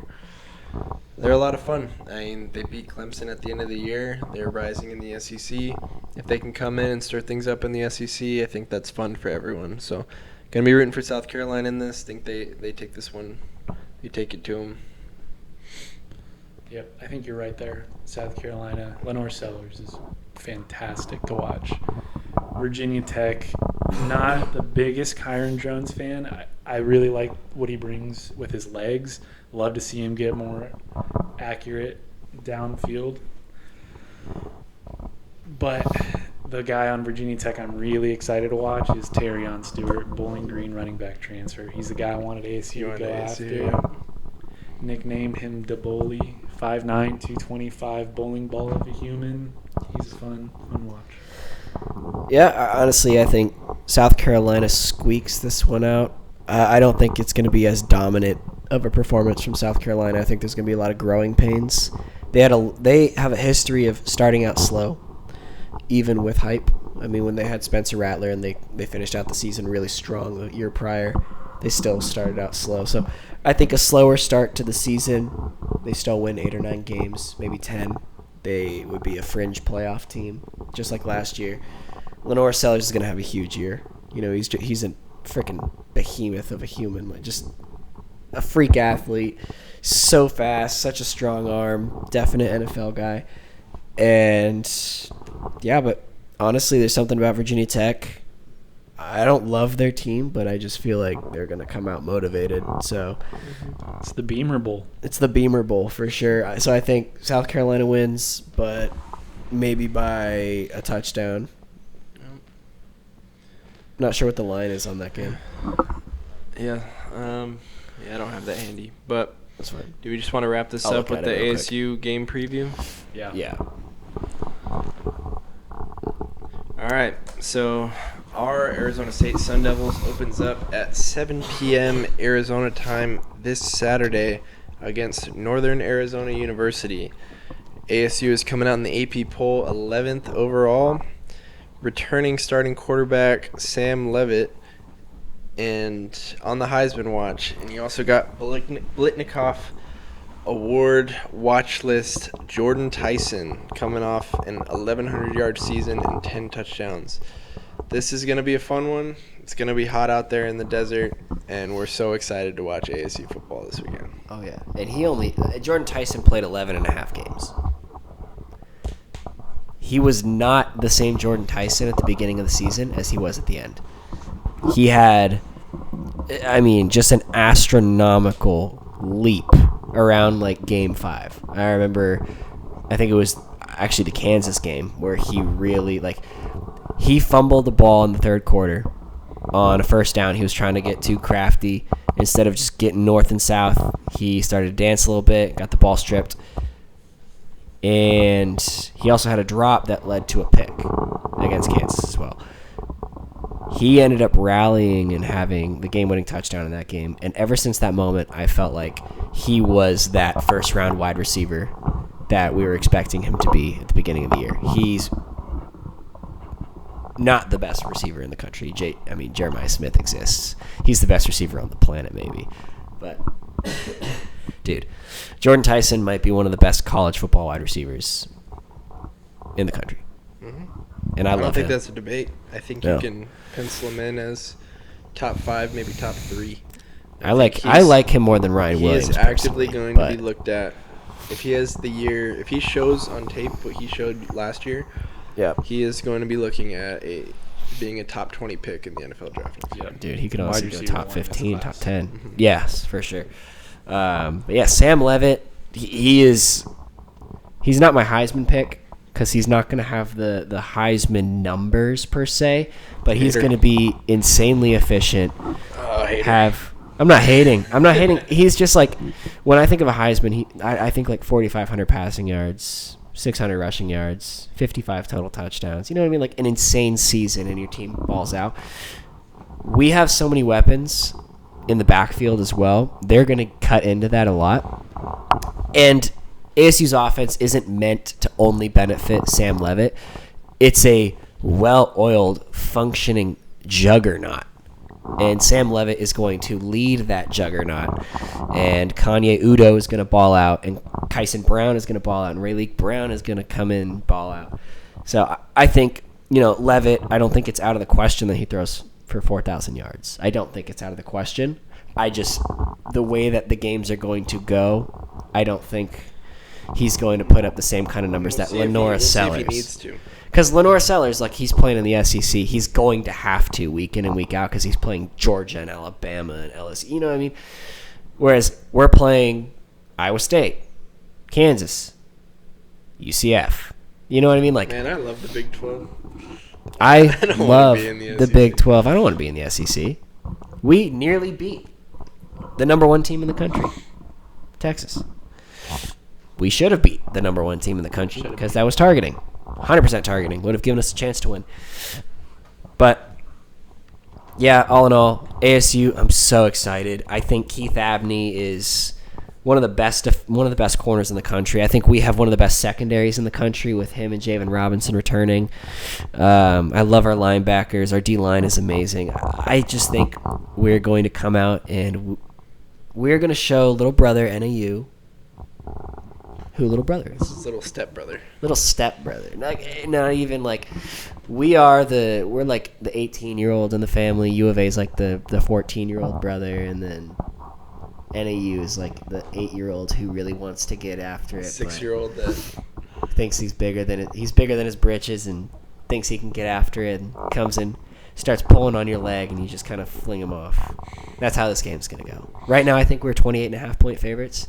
I think ASU covers that easily. Like, we may hang 50 on them. It may be like 55 to like 6. That would be my official score prediction. 55-6. 2 field goals, 7 touchdowns. Oh my gosh. I hope you're right. Yeah, But keep in mind, this is a FCS playoff team from last year. you're right. This They is make a touchdown. 55-13. This is a currently ranked team. I'm not sitting here saying that ASU doesn't cover. I'm not sitting here saying that we don't win by a lot. I'm just saying NAU is a talented team, and it's hard to run 55-6 on good teams. So that's just my thinking. Listening to the Speak of the Devils podcast today, they were going over the NAU team. The thing I think I'm most interested in is this NAUD coordinator seems to be very creative in what he does on defense, and so I'm just wondering, does it take us a little bit to get going? They said the strength of their defense is that D-line, the interior D-line. Are we going to be able to move their guys? I assume we will be able to. I'm just not sure. Like, it's weird ASU being in this spot. Like, and I want to believe that this is a team that can go out and just bully teams because we're the better team. that's what great teams do. It is. It doesn't matter. And we have all the talent. I'm wanting to see our offensive line be totally dominant, be totally owning the game, because that's not something, even last year, as good as we were last year, I didn't see our offensive line really lean and dominate guys. You would see Scat break 6 tackles on a play, but in years past, other less good ASU teams, we watched New Mexico State come in here and their defensive line get like 6 sacks. You're like, we won, but our offensive line, we had better weapons on the outside, but our offensive line, now I'm not sitting here saying that our offensive line is going to suck or be bad or anything, because I think we have a good offensive line. I just want the way Alabama can just walk in and mow teams down. Now, we don't have the size on the offensive line that Alabama has, but you know what I'm saying? Teams that have elite offensive lines can go in and push these teams around. That's what I want to see out of ASU's offensive line. I think we're very capable, and I think we can definitely do that. I know NAU is a really strong team in the FCS, but ASU, man, this team's special. Agreed. It's playoff or bust. You know what I mean? Like, this team is made to make a playoff run. Like, we can compete. We're not better than the Georgias. We're not more talented than the Alabamas or the Texases, but we have more heart, and we're going to play harder than they do. We're pretty close to being as talented as those teams. We are very talented. Yeah, but we don't have the on paper. Yeah, I mean, we don't have the 4-star We pedigree that know all those this. guys have. We as Arizona State fans know this because we've watched them. We've seen it. We've lived through it. We have the emotional investment, so we understand it. But we don't have 4 and 5 stars on our team. Like, Sam Levitt's a former 4-star, but Kanye Udo, what was he, like, maybe a 2-star? He went to Army. He was going to go serve our country. Jordan Tyson, also, same thing, Yes. He was a spark plug at Colorado. Got hurt. Wasn't he a 4-star? I thought he was maybe a 3-star, but he's at Allen High School, so he's a big. Yeah. Jordan Tyson, yeah. His But brother, NBA. Jalen Moss, same thing. Yeah, Jalen Moss probably like a 2. Jaron Hamilton might be the highest, 4-star. yeah, the highest ranked receiver in our That room. Clemson kid. Yeah, Noble Johnson, Also same 4-star. thing. But we're not rocking with the same level of talent that they are. Yeah, but you go down our offensive line, maybe we have a 4-star. we may have a 4-star, Maybe. whereas they're 5 stars deep Yeah. at those other schools, which I don't think says anything less about us. I think it puts an extra chip on our shoulder to say we can compete with those teams. In fact, I think we're better than those teams because of the way we play football and how passionate we are about the game and the guys that Kenny Dillingham brings into this program, and it fires me up. Yeah. I am so hyped for ASU football, dude. We are going to rock the Big 12. I am so amped. ASU football is back on Saturday. We are 3 days away. We sleep on Wednesday, we sleep on Thursday, we sleep on Friday. That's 3 sleeps away from being in Sun Devil Stadium, watching Sam Levitt throw the football, watching Kanye Udo run through tacklers, watching Keith Abney get interceptions, Elijah O'Neal, Clayton Smith. Why did I say Jermaine Lole? Funny enough. Jermaine Lole. Yeah, it's from like 2 years ago. He was like 4 or 5 years ago. No, because he transferred to Louisville. Not after last year, He beat us with Texas last year. I know. He was only at Louisville for 1 year, Texas for 1 year. So that was 3 years ago. Yeah, just keep the point Anyway. going, though. Don't lose steam. Anyway, dude, I'm fired up. The defense is as strong as it's ever been. The offense is as strong as it's ever been. The hype is higher this year than the year that we almost went to the playoff. The first year in 2014. When we came out in 2015 as the 15th ranked team, we came in with Mike Bercovici, who was unproven. He had a 3-game stretch, the hottest 3-game stretch in college football history for a quarterback, coming in and stepping in for the starter. Is that when we played Texas A&M? Yeah. How was And that game? yeah, when Myles Garrett and Christian Kirk. Deshaun Hall is the other Freshman one. Christian Kirk. Freshman Yeah. Christian Kirk and Kyler Murray and Kyle Allen killed us. Yeah. And they made us their That was a crazy team. son. Yeah. Insane. Insanity. And we were ranked, and they weren't. Can you believe that? We were number 15. They were not ranked. Christian Kirk looked like the best player on the field. Dude. Him and Myles Garrett. Yeah. Oh my they were. gosh. I remember They when they were. were showing it. They're like, oh, Myles Garrett, this guy's just like 6'5", 260 pounds. And he also runs a 4.4. I'm like, dude, we maybe have like 4 guys on our team that can run a 4.4. This guy might be faster than our whole team. I remember seeing that, and I was just like, all right, we're cooked. But then again, I'm the optimist of the family, so I thought we had a chance the whole game, Yeah. which we didn't. I want to feel the same way you feel because I believe that we on paper are insanely talented. I believe in Kenny. The thing I have to get over is the past trauma. The past trauma that says we've had good teams.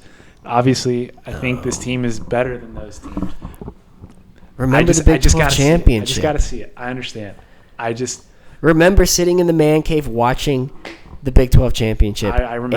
And the But I remember whooping, going into every single game last year Belt and to being butt. like, man, is this the one that we're going to drop? Like, there were so many one-score losses. It wasn't until Iowa State where we really, like U of well, A. U of A, we kicked. But that whole week going in, we're like, man, it's a rivalry game. We don't know. Anything could happen, yeah. So many games could have gone either way. You just didn't feel low. Like, You didn't feel like we deserved it? I wouldn't say that, but I would say I don't think we're as far apart from the teams that we're playing. Yeah. Like, when you think about, I'll say it again, like in Alabama, when they're playing a team that we know they should beat, like, When Alabama plays South Carolina, there's always maybe South Carolina could do it, but there's a 99% chance Alabama just wins this game. yeah, South Carolina almost did it last year. They almost did it last year. They should have done it last year. They missed the kick to win. but Alabama last year wasn't the same as Alabama's in Right. years past. Right. But Ryan Williams did some cool stuff. He did. But I guess I feel like I made my point. I'm all fired up about this season. It's just there's not going to be a game I go into where I don't have nerves. Like, man, we could Come drop. on. We Let's- could drop this one. I'm going to let's feel like not. that the whole year because that's just how I am. But I'm also confident that we can win those games. Years past, we go into a game. I'm like, man, I don't know about this one. All right, let's do this. We'll do this together as a group, As a family, as a family. Home against NAU. We Feel win good that about game. it. Feel very good about it. I feel very good about that game. At Mississippi State, a team who we dominated for one half of football last and season. then got dominated by And then got dominated by.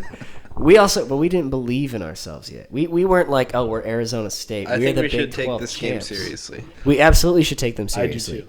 They are much better this year than they were last They're year. improved. They're going to be at home with the Cowbells. Blake Shapen's healthy. And we're going to be potentially a top 10 team. Oh, we will be a top 10 team. There's going to be so much movement because of all the top 10 matchups. We may be number 8 by this time next week. We may be the number 8 team in the country. So they got number 8 coming in. It's gonna be rocking. And we're gonna go. We're gonna go Starkville. Yeah, I know it does. I know Kenny has the team locked in and ready to go, but like that environment is gonna be tough. We're gonna go into Starkville. That's gonna be very tough. And we are going to silence the game. I feel best about is Texas State. Funny enough. It doesn't feel like a real game. Mississippi State on the road week 2. Yeah. Right. I normally we would play those weird, funky away games. Week 3. That's what we did last week. I kind of like that scheduling though, doing a home away with Mississippi State. So you still get the SEC tag for at a discount. You know? Yeah, but we didn't know when we scheduled it how much of a discount it would be. Yeah. So and historically ASU has not done well. R.I.P. Mike Leach. Yeah, we have not done well historically against the SEC, but I mean, I think we're gonna keep riding the wave, man. Like, I think we beat Mississippi State for sure. I think we beat them too. I don't know if there's like a generic line that I can look at. No, there's not. I wanted to see if they had just like a preliminary line. This is just ESPN. They have a 62% chance to win this. That doesn't look like a matchup predictor of a team that's top 10 versus bottom tier SEC. Right, but let's think about this. ASU returning a bunch of starters. Mississippi State, not. They got ravaged. They added guys, sure, but we should win that game. I have us going 2-0. We should win that game. We play Texas State at home. 3-0. Not worried about that one. What? At Baylor. They have us at 4-point dogs right now.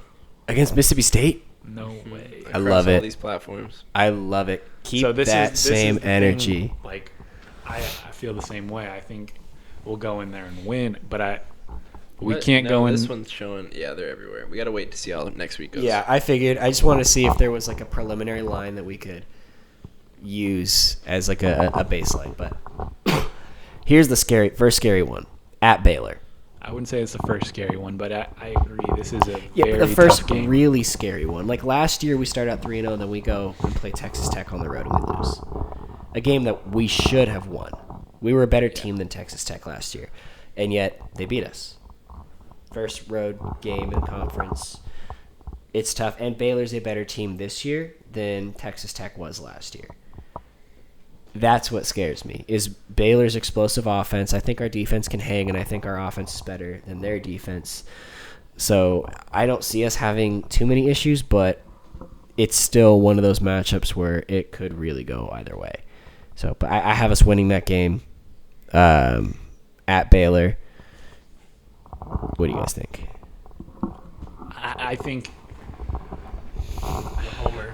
we don't have to. We don't have to go through the whole schedule right now because we're already going real long, and this is supposed to be NAU talk. But yeah, you're right. The thing that I'm saying is like 12-0. I believe that this team is supposed to beat every team on this schedule. Yeah.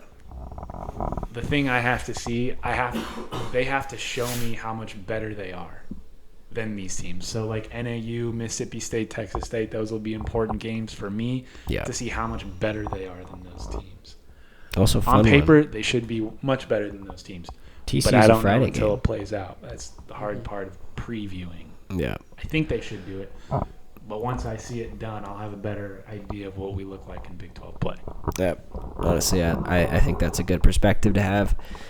I am the blindly optimistic one, so I think we're going to go 12-0. I hope so. And we're going to win the Big 12 championship again. So 13-0, and then we're going to win the Natty. A lot of tough games on that schedule. Maybe not. We're going to earn our bye this time. Yeah, we're gonna earn our bye. No, I honestly, I think at Iowa State in what appears is going to be like early November, late October is going to be a tough game. We probably drop that one, if I'm being honest. Texas Tech at home is going to be a fun one. At Baylor. At Utah. 3 toss-ups in my head. 9 should be wins. That's my unbiased take on ASU this year. But, yes, you guys are right. We are running long, so Apologies to everyone watching. Hopefully this content was good and worthwhile in terms of, sitting and listening to the whole thing. But, yeah, don't forget, like and subscribe on YouTube. Please give us a follow on social media. Our handle is @GiveBackTTG on all platforms. That's Instagram, TikTok, X, formerly Twitter, Spotify. We're GiveBackTTG. Sweet. So every platform we are @GiveBackTTG. Give us a follow. Please engage with us. Let us know what we do well, what we don't do well. If we have takes that you hate, let us know. Argue in the comments. We love that. But yeah, as far as this week goes, that's a wrap from us. So thanks for watching, and stay tuned for more content coming this week. And we'll see y'all next week. Adios. God bless. God bless. Amen.